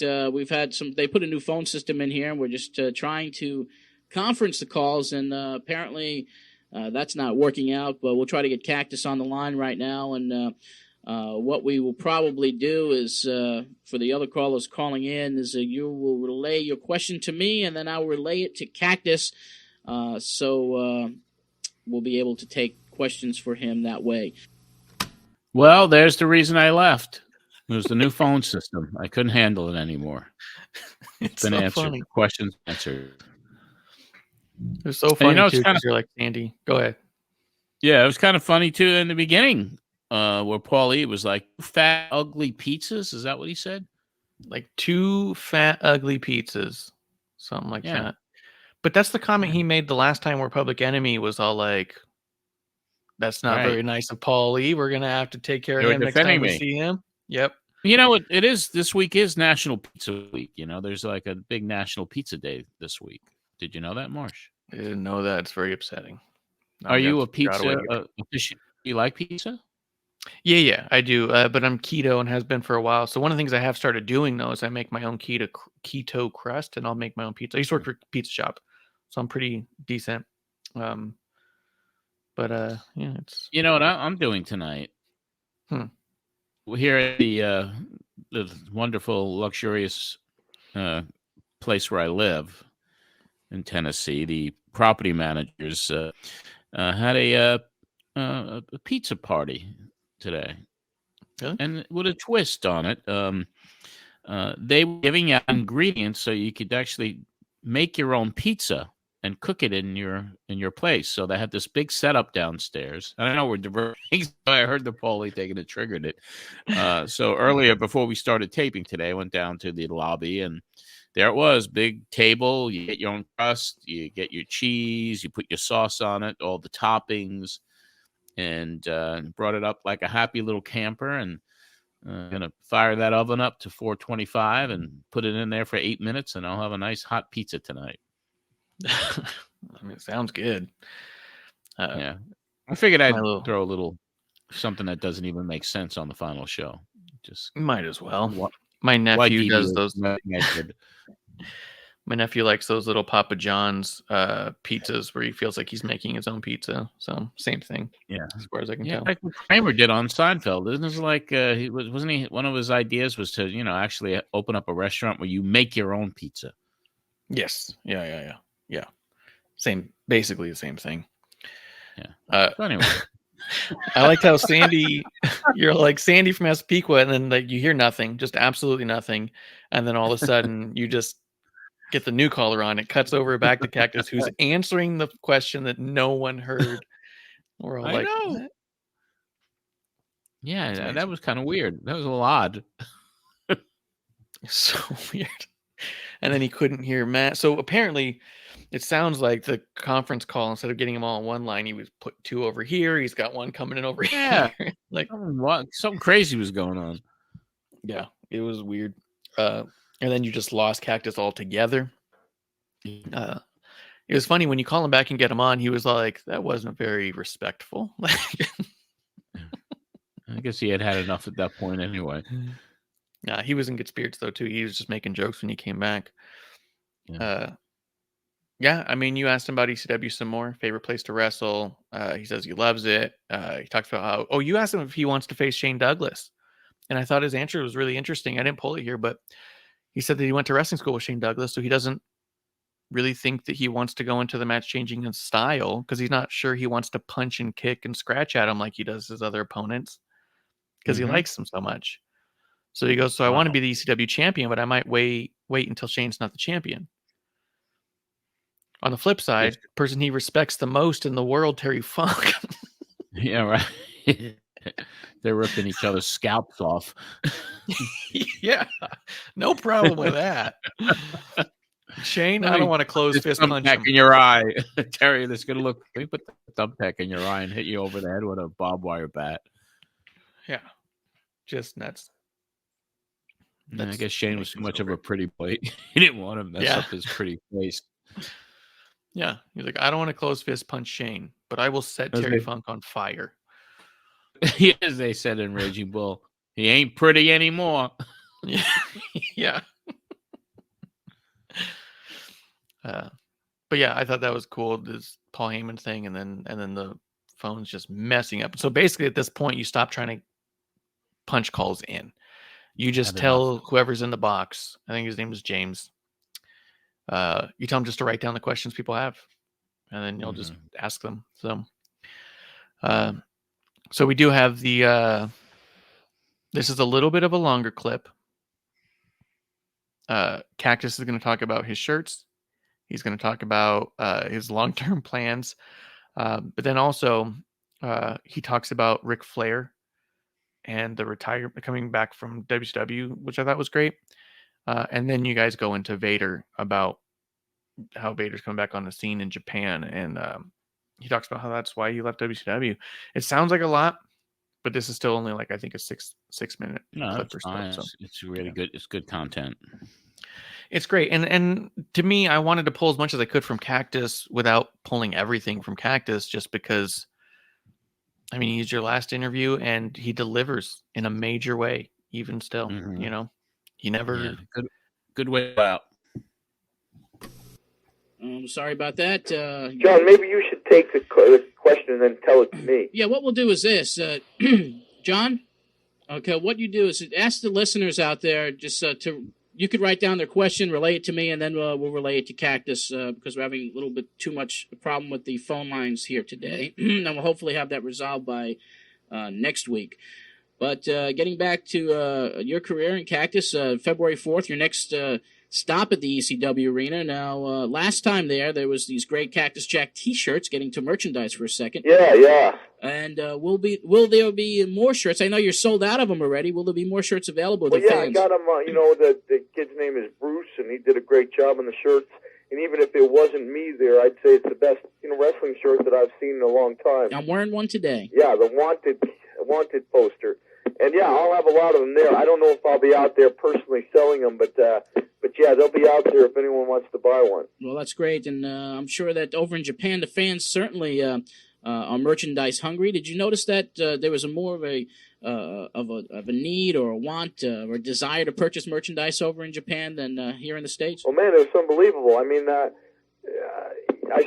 brought 170 shirts over to Japan, and they all sold out in Cork and Hall in 45 minutes. Jeez. So it was a nice little bit of extra money for me, and it was also, flattering to know that many people wanted the shirt. Yeah. And I think when I'm over there more, now that some of those gruesome pictures have aired, hopefully there'll be more of a demand for it.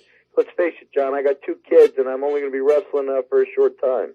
Yeah. Have you ever thought about what you wanted to do when the day comes where Cactus Jack doesn't want to step into the ring anymore? It's too scary a thought, John. My skills, my work skills would put me somewhere down around the poverty level, so I'm really hoping I can make and save enough money to where when that day comes, I won't have to worry about it that much. Okay, and you've been wrestling for many, many years now. Is there one guy out there that you always wanted to get into the ring with but haven't had the opportunity up to this point?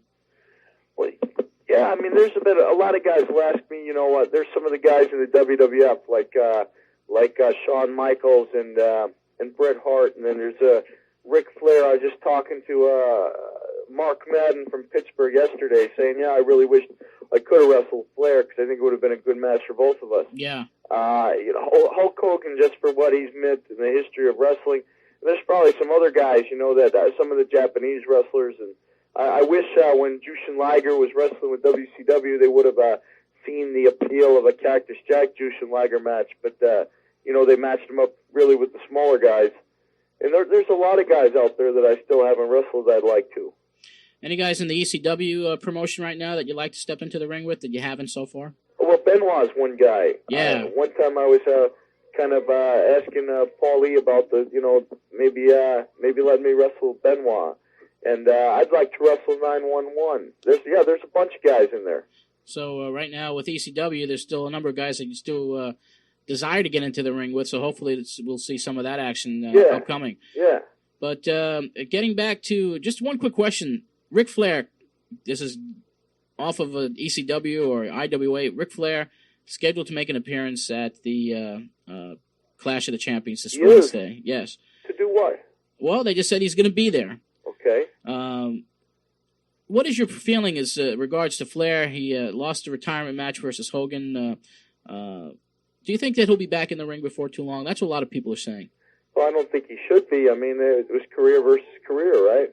Yes, it was. And I don't. I mean, if Flair wants to start a career as a plumber, I guess that stipulations wouldn't apply. But as far as being a wrestler, I don't see how he can or how people would respect him as much. Yeah. I don't think they should have done the career versus career match because I don't think Ric Flair needs to be retired. But I don't know if they do it. I think they're going to turn off some fans. I'm sure they'll make a lot of fans happy, but they probably would have been happier just to have him there the whole time. Yeah, that's certainly for sure, and it'll be interesting to see because now you got Vader coming in and Vader facing Hogan in Baltimore on the 19th, so that should be an interesting match.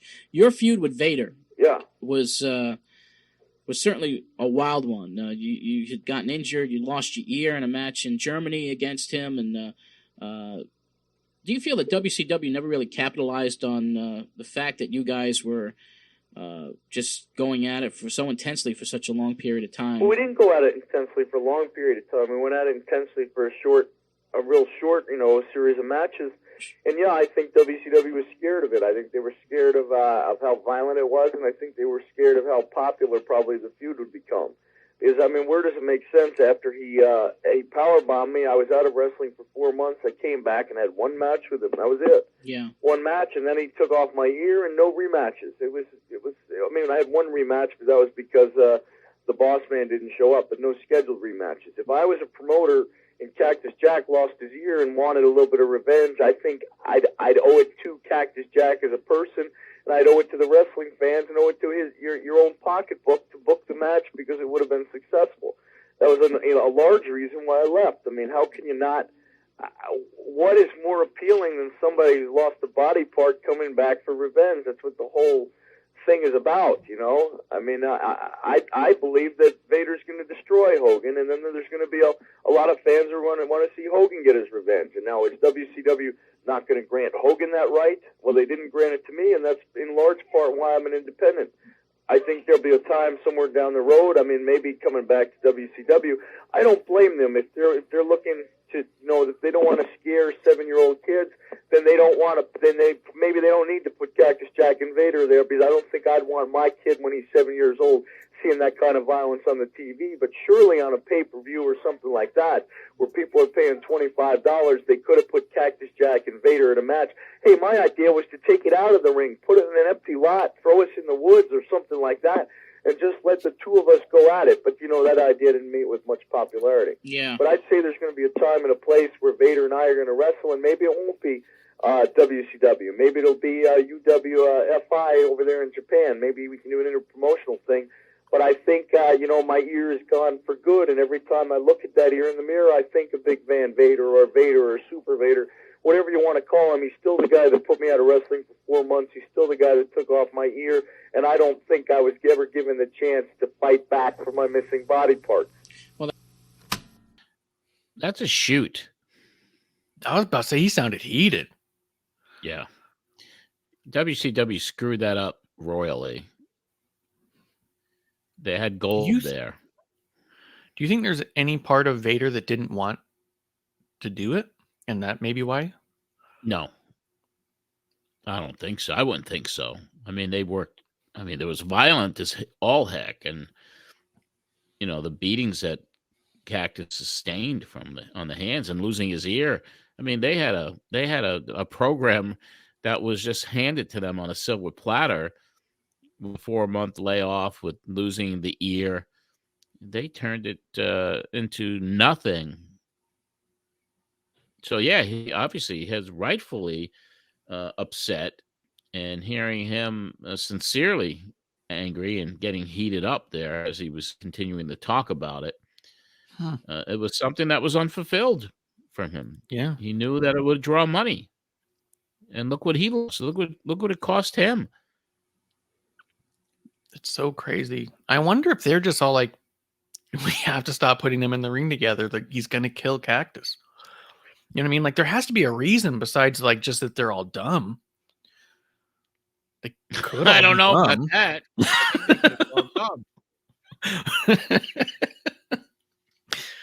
Yeah, it's not off the table, but I just got to believe that they're like, look, every time we go in there, he breaks something or rips something off of him. They can't keep upping the ante, Yeah. Yeah, they botched it.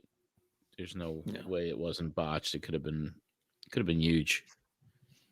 Yeah, and even then, I feel like that down the line when we had when they were both in WWF, they had interactions, and Jim Ross did a good job of mentioning that Vader's the reason that he doesn't have an ear. Yeah, but they never ended up in like a cell or anything. Like they Oh, they should have. That would have been one hell of a sell. Heck of a hell of a sell for sure. Yeah. Or even a buried alive match. Like, you'd think they would have done something big with it. Definitely big match. Yeah. But at the same time, I think during that era, I think WWF was going to do whatever they could to not mention WCW, Yeah. So it was kind of interesting listening to him talk about how he want his little kids seeing that type of violence. Maybe that's why WCW didn't do it. And look what happened at that Royal Rumble match when he got all those chair shots in front of his kids. Yeah. That they had to leave because the kids were hysterical, as was his wife. Yeah. Well, and then I believe also he'd only agreed to 3 of them or something. Dang. Yeah. 3 or 4, and then he ended up with 25. And Rock's I got a little carried away. That was very disturbing to that, especially in the documentary that they featured. That was very disturbing. Yeah, insane. I remember I hated The Rock for so long because of that. Yeah. I mean, he put his body through this incredible. I can't even believe he's still walking. Yeah. Yeah. Well, as much as you can see the toll that is taken on him, you also think to yourself, man, practically unscathed in comparison to what he took. Yeah. He mentioned on Conrad on that last podcast, he's going to wrestle one more time. He wants one more? Yeah, when he turns 60. I did see that. He says he wants to lose 100 pounds and do a final death match. One final death match, yeah. And that'll be it. Call it a day. Did he give any indication on the person he wants to do that with? No. I would think Cardona, right? Oh, I think he did. Matter of fact, he did actually. He brought up Moxley. Oh, Moxley. As one of those guys. And he brought up, ironically, Matt Cardona. Yeah. Cardona's the guy I would choose. Because he's king of the death matches too over here in the indie scene. And is it GCW? Is that what he is? GCW, yeah. And he was doing that. And he only did a couple of them. And then he didn't want to do them anymore. And he did it just to prove he was the god of them. And it wasn't Nick Gage. And yeah.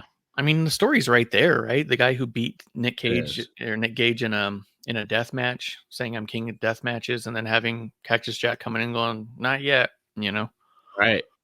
Yeah, so I guess he's going to plan that, and he said he wants to lose that weight before he steps in and does that, and I guess he's going to turn 60. Is it next year? He's 57 or 58? No, maybe in 2 years. Yeah, a year or two. Oh, yeah. I'll look up his age right now. Yeah, this so happens on the computer. That's certainly a show that I'd like to attend. Yep, if that happens in California at all, I say that I'll definitely be there. I'd like it in Arizona, so I don't have to travel so far. I just missed GCW. Make it happen. Just promote it. You put it on the show. Do it. Yeah. Well, GCW just did their first show in Arizona, and it sold out before I was even able to get tickets. Wow. And so that means they'll probably be back. Cardona was on that one. It's not that hard of a drive. The heat is good for the joints, in case you are an older person in a death match. That is true. So, what's the age on this dear man, Mr. Mick Foley? It does say 58. Okay, it does say 58 on the internet, and his birthday's June. So that means in June. I knew this year.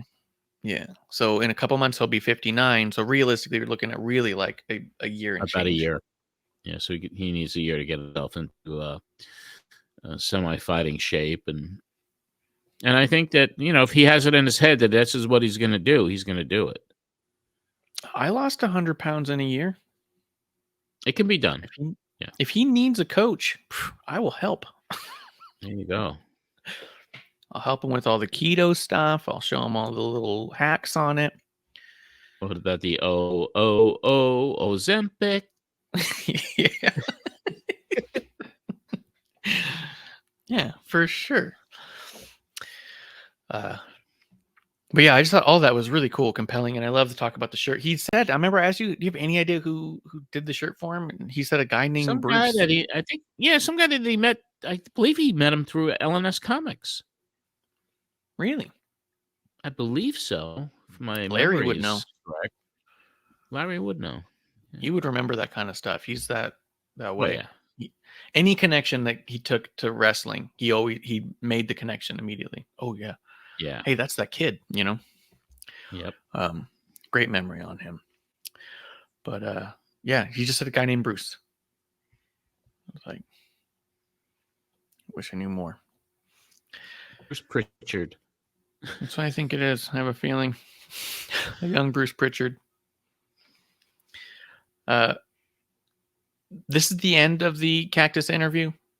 This is how he ends his run. He does have a really interesting question where one of the callers, you wrote it down. He was scheduled to face Rick Martel in Staten Island, and he didn't show up. And he tells a little story about how his wife was managing all of his dates.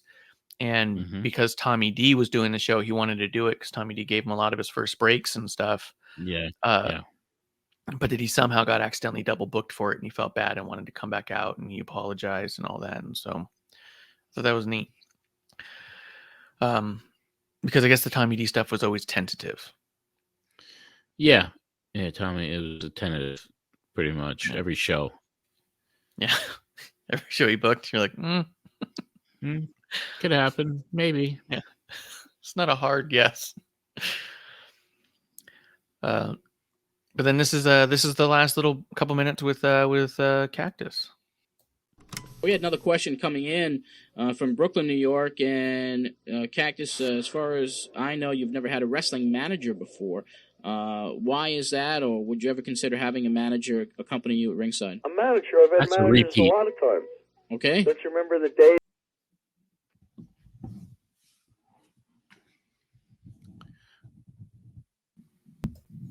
We had another question coming in from Brooklyn, New York, and Cactus, as far as I know, you've never had a wrestling manager before.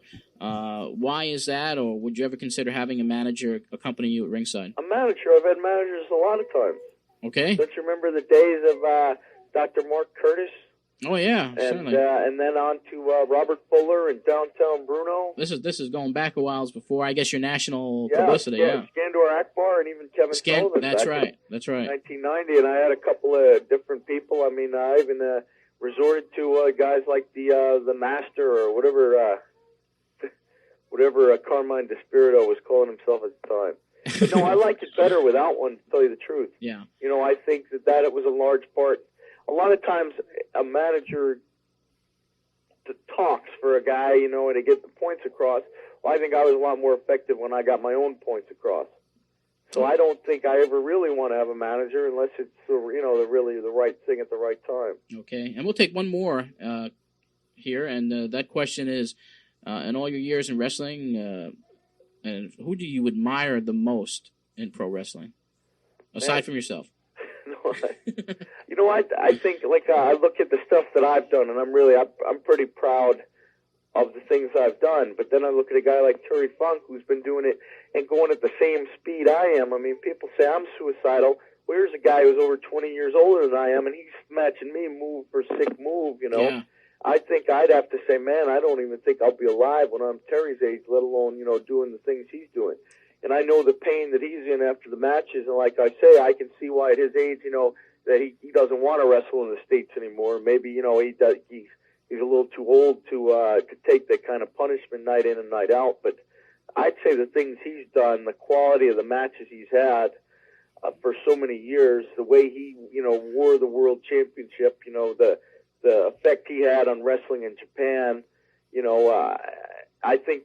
And interview-wise and all that, I think that he's like the true total package in wrestling. Yeah, well, do you think we've seen Terry's last days in the ring in the U.S.? I don't know. I mean, I think I heard him say that he just want to do the IWA thing. It's a shame, but yeah, I don't think you'll see Terry Funk wrestling very often in the States. Well, that's really sad. Terry is, I know he's up there in age, but I tell you, there's nobody like him. Hey, John, they'll just have to buy that barbed wire tape. That's exactly right. We'll get a hold of Victor Quinones and see if we can make a deal for the listeners out here, because that's something the fans got to see. Yeah, I mean, it was amazing. It was the wildest thing I've ever been a part of, and I think that's saying something. Yeah. Well, Cactus, I appreciate the time you've given us here today. Your next local appearance will be February 4th at the ECW Arena in a Texas death match against the Sandman. All right, John, I got call waiting. I got to go. You got it. Thank you very much, Cactus. Take care. Bang. Bang, bang. An abrupt and appropriate ending. Call waiting. Call waiting. You had call waiting yourself. We just didn't know. Yeah. That was cool to have him as the final guest on the final show. It's fitting. Almost poetic in a lot of ways. Really cool. Yeah. I'm noticing him getting sadder as each minute ticks by here. You know, I mean, I'm not going to cry any tears, but this was kind of signifying the end of your involvement in the wrestling business. Your love for it didn't seem to go away for very long any time that it did. Yeah, I mean, I stayed involved. You know, it was kind of a rough time for me. Mm-hmm. But I did stay. You know, I was, you know, because this was before Psychosis Ray debuted in ECW, which I had a hand in on that, and I did go to some ECW shows, and so anyway, I mean, it's kind of like everyone says, "Why did you end it?" You know, what happened? What was? And I was racking my brain. I mean, for it to end abruptly, and there's kind of a clue out there. This past week, for patrons, I posted the Light Show, which was the December 30th, 1994 special that they did, that wrestling segment on WBAI with Evan Ginsberg and Eddie Goldman when they interviewed Eddie Guerrero. And that full show or that full segment is up on Patreon. And I was a guest that night, as was Vern Gagne and Ron Simmons. So, and I was kind of giving the bums rush on there because, you know, Gagne was coming up and they just done the Eddie thing. And I was after Eddie and then Gagne and then Simmons. And then the host, I think it was Fred Giabal that we talked about last week. And then they asked, like, what's next for me? Mm-hmm. And I answered that I was going to be working with ECW. And I flatly said that on that interview, which was at the end of 94. And I think it could be because ECW didn't sponsor the show and give me that opportunity to pay me to do the work for them that we had discussed for several months, that I might have said, you know what, screw this. I'm done. So I'm thinking that could be the closest clue that I have about why it abruptly ended, that once I knew that they weren't going to sponsor the show and have me involved with them and in the office, so to speak, helping them get venues, clear markets, do advertising, marketing, that was the end of it. And that was in 94? And in 94. That you said that? So yeah, I'm sure at this point your frustrations are raising. Yeah, because we were discussing for quite a while. Yeah. And obviously, even that little bit of a tinge of when I came back and then they booked the show the same night I was going to do the Women of Champions and using the guys that I was booking on the convention. So anyway, it was just kind of like you chalk it up to the wrestling business. But I think when I heard that interview that I did on the Light Show with Evan and Eddie Goldman and Fred Giabal there, I was like, well, maybe that's what happened. Maybe he was like, I was kind of done. Yeah. I know you'd speculated once that you thought maybe the cost was going to go up because they had just changed their format of the whole channel. Yeah, to like all talk. Yeah. So, yeah, I mean, are I ever really going to remember and know? I mean, it could have been something I've suppressed deep inside my memory. Who the frig knows? Yeah, I mean, I stayed involved. I did, you know, I helped with some of that brokering stuff. And we did, you know, IWAS went to Caracas, Venezuela that summer. I promoted with AAA that summer. I promoted the IWAS AAA ECW show in Chicago in 95. So I was actively promoting, but I wasn't on the radio. Yeah. And then working with the agent that had booked the IWAS tour and doing that Peking Circus deal in Reno, Nevada for him. And that was the end of 95. And then 96, there was a mention on there earlier in this show about a new nightclub that was opening. And if I'm not mistaken, that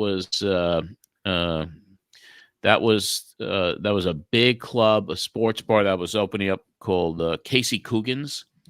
And I knew the owner really well, a guy named Sal DiCarlo. And I became their publicist. And I booked, on their grand opening, I booked Bruno Sammartino and Sean Landetta, who was a big football player at the time. And I had Eddie Kranepool, my hero with the New York Mets. And so I brought all these celebrities in there, and I did baseball nights. One night I had a bunch of New York Mets in there. We did a New York Mets night. I was getting paid as a publicist promoter for Sal's nightclub, Casey Coogan's. And so I did that kind of in 96, promoted a few shows, lost my shirt, and then it was the end of it. Then I finally got out in November of 96. But then you still remained years. Yeah. And then at that point, you still remained actively going to the ECW shows and stuff like that until you left New York, right? I think kind of like 95. I think 95 with the invasion of the Lucha guys that I helped facilitate with Psychosis and Ray and Conan. I think I stopped going that year to ECW. That I had enough. In 96, I don't think I went to ECW often. It might have been after the show we did in Chicago that I might have just like threw my hands up. I might have been disgusted with the whole business at that point. Yeah. Especially that I never really got the tapes from the Chicago show. Yeah. And ECW started airing some of that stuff on their TV. And that was your show. And now it's in the WWE library. Damn. There's a lot going on back then. I mean, it was just kind of the end of that was it. It was just, it was just so much. And, a lot of it, I'm not, I wasn't the best businessman in the world. And I made a lot of mistakes, and I just kept trying and trying and trying. And to this day, it's really the wrestling business is the one business I really never made a living at. Yeah. I wonder if I remain. I remain not making money. I remain. I mean, purely speculative, obviously, but I wonder if part of the blow up of it all was the idea that, like, hey, I'm putting on an ECW centric show, and you guys need to sponsor some of this. And I wonder if the conversation became, why would we pay you if you're already paying for it yourself? If you're already doing it, and then it's like, well, then I'll stop. And then it's like, okay, and then you know what I mean? Like, I wonder if it became that kind of headbutt of, if you guys don't start sponsoring it, I'm going to stop it, and it's a lot for you. And then it's like, well, why would we? You know what I mean? Like, I could see that being I was already doing it. I was already giving them all this tons of free promotion, tons of it every week. But I loved it. I sincerely loved the promotion. It wasn't like I was shilling for something I didn't believe in. Yeah. I mean, I think that's evident, and I wonder if that's part of the. I just wonder if that was part of the fallout of it all. Is that the business side of it was too, I could also there was no see security. Yeah, go ahead.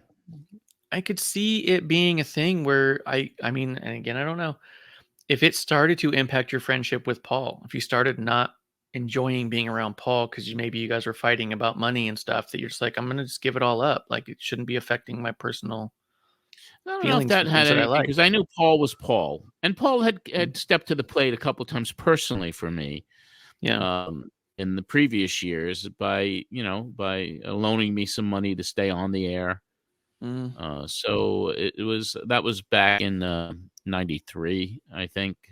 There was a couple small loans that he'd given me, and I reciprocated, and it was just kind of, maybe there was just a lot of that. Maybe it was just kind of like I was just kind of done at that point, and it was just kind of sad, that especially that I went away without a proper goodbye. Yeah. Because there were so many of the listeners, and when you disappear without a trace, sometimes, I really disappeared without a trace in '96. Yeah. That's when I changed my name, and then I got back into, because WWE was one of my main advertisers on the radio station I worked with, and that's how I got back in. Under a different name, meeting with them every week for breakfast and getting tickets and doing giveaways on the air and booking personal appearances for the stations I worked for as John Alexander. What a complex life. Once you stopped having the radio show, did you still hear from any of your wrestling friends very often? Would Mick call up? Herb Abrams stopped talking to anybody, I think, for a while. But I think Mick and I maintained the friendship, and I'd got him booked on some personal appearances when I was back in the radio, not only at WNYG but also at Y107 in New York City. So when his book came out, I hung out, and I kept in touch with him, but he was kind of the only one. Yeah. And then after I was done in, '96, then it was that infamous call from Mil Mascaris a year later in '97, where I out of the business for a year and asking about a reimbursement for a first class plane ticket that I didn't authorize. And I let go for himself and hung up on as you should. My hero back in the 70s. So it was a complex life. You could read more about it in Mad Memories, that book. It's really crazy shit, man. It's pretty nutty. What else do we have to talk about? I feel like that probably had to sting a little bit too. Once it appeared like you had, quote, nothing to offer them, the radio, that people didn't reach out as much. It hurt. Well, yeah. It hurt. I mean, so, you can't go back. You can't turn back time and all of that. But, no one's perfect. I wasn't like I said, the best business guy in the world. And I always was very entrepreneurial and always had high hopes, and I never gave up. But this time I was like, all right, something's got to go. And the radio show was the thing that went. Well, I think I was the only thing. I toiled for 2 years, 95, 96, and then finally getting out totally and getting into a real job. My life turned around completely and got better every single year. Yeah. It's just crazy. I mean, you can even hear it in your voice in these shows. The last time you left the airwaves, you can hear in your voice that you were just not happy with what you were talking about, what you're reporting on, what you were doing. In this one, you are excited. You are happy. It's not a matter of you're tired of talking about this. You're more excited to talk about this than anything in a long time. And so that makes it even more of like... Yeah, it was just kind of because I think I had all of these high hopes and aspirations that I was going to be part of the ECW promotion. Yeah. In an official capacity. And they never pulled the trigger on that. No. Huh.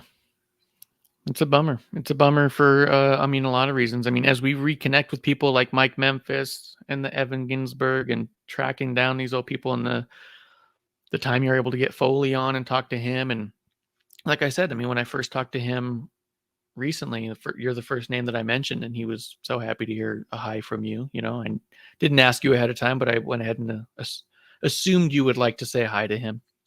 Absolutely. Still to this day, probably the closest friend I ever had in the wrestling business. Freddie was different. Freddie was put on a pedestal. I ran his fan club, but Mick was a peer, and Mick, I saw the evolution of not only his career, but getting to know him as a person very closely. Yeah. and hanging out with his family, and him hanging out with my family, and him coming over to watch videotapes with me and scaring the crap out of my mom until she got to know him a little bit. She was afraid of him, the way he looked. But and helping him get an apartment, and just all the stuff that we did together, driving up and down on the roads together to ECW and back, and the convertible top, and drive. It was a great friendship. Yeah. I mean, in these conversations, we have people and playing the fight with Mike and Paul on the air, playing the Scholar stuff where he kind of downplays a few people and he goes, "Oh, I wouldn't have said that nowadays." And it's like, of course not. This was so long ago. You know what I mean? Like, yes.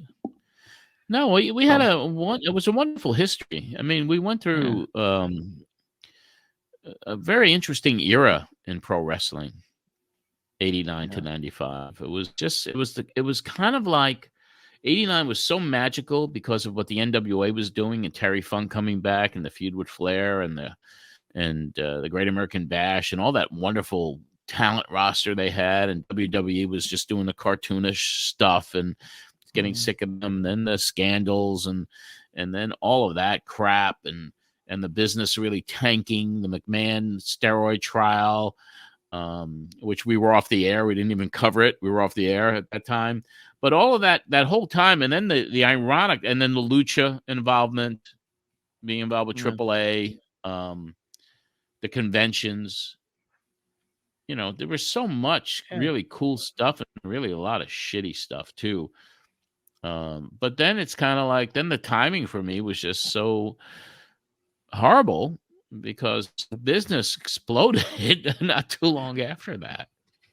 It did, but that's like a double-edged sword. I mean, as much as we talk about how amazing it would be to hear, the night after Scott Hall and Diesel show up on Nitro, it would be amazing to hear you and Keller and Meltzer talking about it. Yeah, I know. Right? But at the same time, an amazing era, that Medusa throwing the title in the trash can. That whole thing. I was excited about wrestling. I mean, that first Nitro when Luger showed up. Unexpectedly. I mean, there was a lot of really cool stuff that happened. The screw job in Montreal. Yeah, that would have been huge. That would have been, to hear you guys talk about. That would have been huge. But at the same time, sometimes business gets so big that it almost dilutes it. You know what I mean? Like, I think about just podcasting in general. Right now, there's really not a ton of podcasts that are making a ton of money, especially in the wrestling sphere. The ones that are successful. Yeah, there's just so many. I mean, I think about my little Wrestling on the Rocks. When we first launched it, it was a Twitch exclusive show. We went on at the same time as Impact when they were on Twitch, and we were doing better numbers than them. And we got a ton of interaction. But then COVID hit, and everyone had a Twitch, and we watched all of the numbers just spread across everything. And you're like, oh, this is a hot time to be on Twitch. But that means that everyone's temperature comes down because you're not the single one, right? Right. So it's hard to say. Would it have been better because the business was so big, or would it have start becoming more difficult because everyone's doing it? Because then everyone's in anyway. Yeah. And I was never getting a job in WWE. Russo would have brought you in. He loved you. Yeah, not at that time. Yeah, I would have loved to hear you cover that. That's another part of it. That's another interesting part of it. Bringing Russo in and then seeing his and that was the one thing about me was like, here's a guy that I brought in and that I parted ways with pretty damn quick. Yeah. And the hate, and like I said, the hate, and I'm not a guy who hates people, but I hated him. Yeah. And then to see him get that gig and be the editor of the magazine and then become McMahon's right-hand person. And I'm like looking at it like, what the fuck? As Cornette would say. What the fuck? And I was just kind of like, and that's why I was so happy when I just got out, and but it was always that, look at him. He really ascended to one of the most powerful positions in the history of the business. Yeah. A guy that ran video store. I'm going to see what he got into the WWF in 92. No. Was it 90? Yeah, I guess it was 92. Well, because 92, 90. Well, actually, 92 was when we parted ways. Yes, that's when he became a freelance writer for WWF Magazine. So he wrote a couple sometime at things. the end, and I would say at the end of 92 or 93. But then it looks like in 97 he became the writer. Okay. I bet you that's why you left wrestling altogether. As soon as they brought him in, you said, fuck it. I might have. It could have been something, and that's why all those years later. And I have to credit him in a way for me being back in the business. Yeah. When that interview I did in 98 with him, 98, 2018 rather. That was kind of like, all right, let me just start this little Twitter account and see if people know who I am. And they did. Yeah. And I'm like, and then, discussed with Brian and getting the podcast started there. And so I have to really kind of credit Vince Russo for, reigniting the fire as a historian to kind of relive the memories. Yeah. And dig up. And I'm happy that we're friends now, and we're not like reaching out, but we have a very really decent relationship. Yeah. Yeah, I think that's what I mean. That's what's been so cool about this. I mean, I know that this run of Pro Wrestling Spotlight has been a lot of ups and downs and different iterations. And at the end of the day, I mean, we've gotten all the way to the end of it. Now you finally dusted off these old tapes and got to relive. And now we've run through them, between the Brian last year and then, with Bob Smith and who I think has really found a great niche for himself with the Outdated Wrestling Hour podcast. I mean, he had Greg Oliver on about a week ago. I listened to that one, and Bob, Bob found his niche. That's awesome. Yeah, and I'm happy that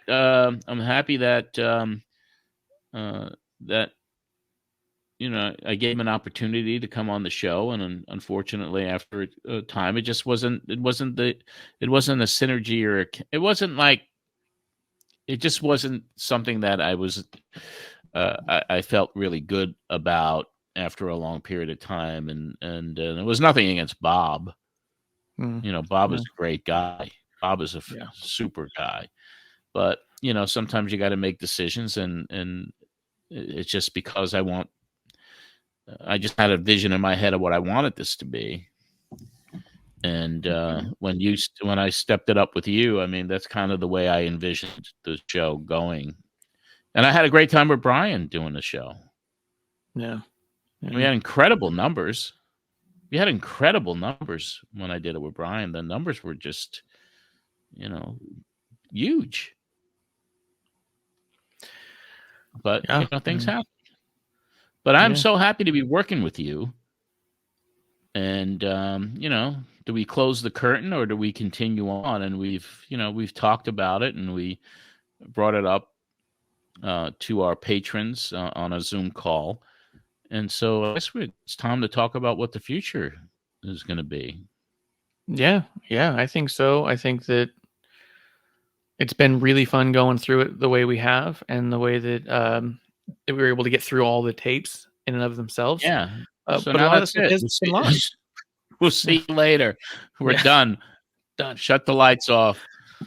The tapes are being burned. Yeah, I like these tapes. No, we're coming up with something. I guess we should talk about it, right? Yeah. So time to do that. Yeah. What's next? We've decided to launch a new show, and it's going to be called John Arezzi's Pro Wrestling Spotlight Rewind. So we're like those little tapes that you see on our YouTube. We're going to rewind and go back. The format of that show is going to be a little bit different, but we're going to go back 35 years, because in 1999 was 35 years ago, and we're going to do it all over again with a twist.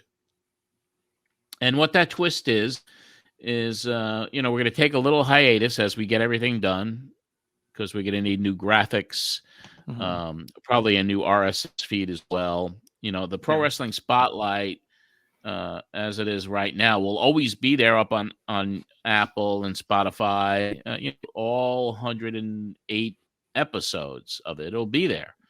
But I think it's time to kind of like redo it. And it's going to be called the Rewind, Pro Wrestling Spotlight Rewind. And we're actually going to kick it off by not just going back 35 years. We're going to go back 50, close to 50 years, which is incredibly crazy. Yeah. College. I started Pro Wrestling Spotlight in college, 1975, 1976. At some shows, they're not like this show. They're not insider shows. They're hilarious shows. And I got a handful of them that we'll pick and choose. And I've also contacted my old engineer, who was one of my dearest friends in college, Larry Simmons, and a music director who actually gave me the show in college, a guy named Vinny Kais, who's still a big name DJ in Charlottesville, Virginia.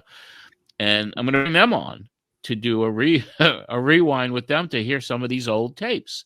Now, a lot of them were just kind of friends of mine at the dorm, calling up the house phone in the dorm and calling up and imitating voices like Howard Cosell and asking silly wrestling questions. And I did have Grand Wizard, and I did tape interviews in the back. So we're going to try to salvage what we got on that stuff. I digitized a few of them. The tapes, some of the tapes broke while I was trying. They were over 50. They were close to 50 years old. So we'll kick it off with that. And that'll be a one-show special. And then we'll go back to 1985 when I did one show called Pro Wrestling Spotlight on WNYG with George Napolitano. And we had Captain Lou Albano and Tully Blanchard on that show, and we got thrown off the air. The owner, Mr. Hornstein, who may not have heard a lot about, Marsh, but certainly when I did the show with Brian, I mean, the Hornsteins were fodder for almost every week for a while. But Mr. Hornstein, who was an old lawyer, really, he was probably in his 80s back then, would just happen to be in the station that Saturday that we were doing Pro Wrestling Spotlight, and he heard the Captain Lou's History of Music, which was on the WWF album, and he was like, what's this doing on my station? And I got tossed and didn't return until 4 years later to kick it off. So we're going to do a college show, rewind, a 1985 show, rewind, and then we're going to go in April. We'll relaunch the Rewind show. However, it's not going to be a weekly. It'll be a monthly, where we're going to review the entire month on an episode. Yeah. Pull the best clips, the best callers, and so that's how we're going to handle it. But I can't do it for another 5 years. Yeah. I'm getting out of everything by the time I'm 70. Yeah. So this means that once a month, it'll be a longer show, obviously. And that's what we're going to do. We're just going to do it on a monthly basis, covering an entire month, May of 89, June of 89, and go through it again as long as I'm still breathing. And patrons will get exclusive content. What we're going to do with patrons now, because the entire archives are up there. But what we're going to do in this new version, we're going to deliver to patrons before we air the first episode. They'll get all 4 shows. They'll get the college stuff that we got. They'll get the Napolitano show, which I think is up there, that I posted a few years ago anyway. But they'll get the entire month all on one file, so they can listen to the entire month of shows. And then we'll do our review and our rewind on those. And we're going to be revamping some of the things on Patreon, trying to give more content and giving you some cooler options. Mm-hmm. I think I'm going to keep the $5 level. I think I will, just because it's just the bulk of our patrons are $5 patrons. Yeah. But there will be an executive producer level, and there'll be one other level that you'll get all the other content. You'll get the movies, and it'll be a cost-effective price. And I really want to take advantage of that opportunity now on Patreon, where you could sell stuff directly to your patrons. Yeah. Yeah. The vintage stuff. You have action, you have figures, you have stuff that you may want to put up. And I have, some vintage magazines, some other stuff. So at least it'll give people a chance to shop. Yeah. And maybe pick up some cool stuff that's only available if you're a patron. Yeah. And some of the benefits too, some of these old audio tapes that we've heard in the past that you played them, I know that a lot of it was just pretty raw, but I've been over the past year or so really delving into, not on some major level. I'm not a scientist here, but I've been doing some remastering of some of the old audios, some of the tapes that have some of the gargled stuff. So you might be able to clean up some of those old ones that they may have heard that have been hard to hear. We might hopefully be able to clean up some of those too. Yeah, and another content, I mean, I'm going to start, because I did a lot of interviews on Pro Wrestling Spotlight. A lot of them were pre-taped. I used to go to NWA shows or WCW shows and 6 or 7 interviews on one tape. So I'm just going to kind of put that stuff out as well. Yeah. There'll be announcements, and I think what we'll do is, when we're about to relaunch, we'll do one more show here on this RSS feed and tell everybody now it's time to switch over to here. You can find it. Here's what the name is. Look for this. Give everyone the new Patreon business model, and then we continue. Yeah. How's I think it it'll sound? be cool. Yeah. I think it's going to be really cool to go through, especially because I don't think a lot of people realize that a lot of the older shows have been pulled down for whatever reasons, that they're just not out there at this point.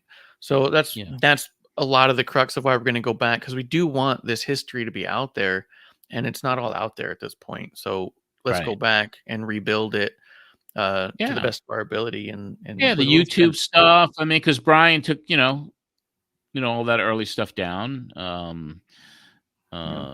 So let's have people, but let's hope maybe we could generate more listeners. Maybe we can entice people to check it out, since we're starting fresh again, and get new people. And also the other change, from here on in, you're officially co-host. I mean, I know you're producer and creative director, but we're co-hosting this thing together. So. Yeah, I think it's got a little bump up in title. Yeah, a little bump. I think it's a good thing. I think it's going to be cool. It's been a lot of fun to go through what I've been able to go through with you, and so I think we have fun and we laugh, and it's worth it and something to look forward to. Yeah, and for everybody out there, of course, we'll be announcing the stuff on Twitter, and maybe we do maybe even do a Facebook Live on StreamYard or something. We do something. We'll be thinking about shit, of course. We got signed 8x10s coming with us in our singlets. Oh yeah, my goodness, we have that. With the singlets, we got that beautiful shot of us as a tag team. Yeah. Well, thank God mine is from 1978. Because if I would have put a singlet on today, I think it might have motivated people to commit suicide. It's like that's seeing any singlet, I'll be running through glass pane windows and doors, and get me away from this. But anyway, I digress. Follow me at Twitter at John Arizzi, Instagram, Threads. You hear it every week. You know where to find. But I guess we have one more clip. Yeah, we have the outro of the show that, to me, was just kind of fitting to end the show with it, because like I said, you're excited about the future and what's coming up, and this is how Pro Wrestling Spotlight went off the air. Okay, a couple of minutes to go here at the program. I'm going to give you an address if you wanted to, we didn't take any calls today, if you wanted to ask some questions that we can answer on the air next week, and we will take your phone calls next week here at the program. But let me give you an address to write to if you ever have any questions, and if you're too shy to go on the air, if you'd like us to answer some questions from you, just write to Pro Wrestling Spotlight, and that address is 136 North Carl Avenue, Carll, Suite number 125, Babylon, New York, and the zip code 11702. That address, once again, Pro Wrestling Spotlight, and the address is 136 North Carl Avenue, Suite number 125, Babylon, New York, and the zip code is 11702. That also puts you on our mailing list, and you'll know firsthand when ECW comes into town, the best way to get tickets, and also we'll be sending out a new merchandise catalog various autographed pictures, Japanese wrestling magazines, and much, much more. We're putting together a catalog, which should be done in a couple of weeks, which we'll send you out in the mail. All you got to do is write us, and you'll get that. So I'd like to thank all my guests today. Don Liable for spending a lot of time with us talking about the Royal Rumble tonight and the Clash this coming Wednesday. Gary Langevin from On the Mat Wrestling. And, of course, Cactus Jack. Next week, we'll hopefully have Public Enemy here in the studio with us, and we'll take your calls at the Pro Wrestling Spotlight. So that's going to about wrap it up for this week. Until next week when we talk more wrestling with you, this is John Arisi for Pro Wrestling Spotlight. Don't stop.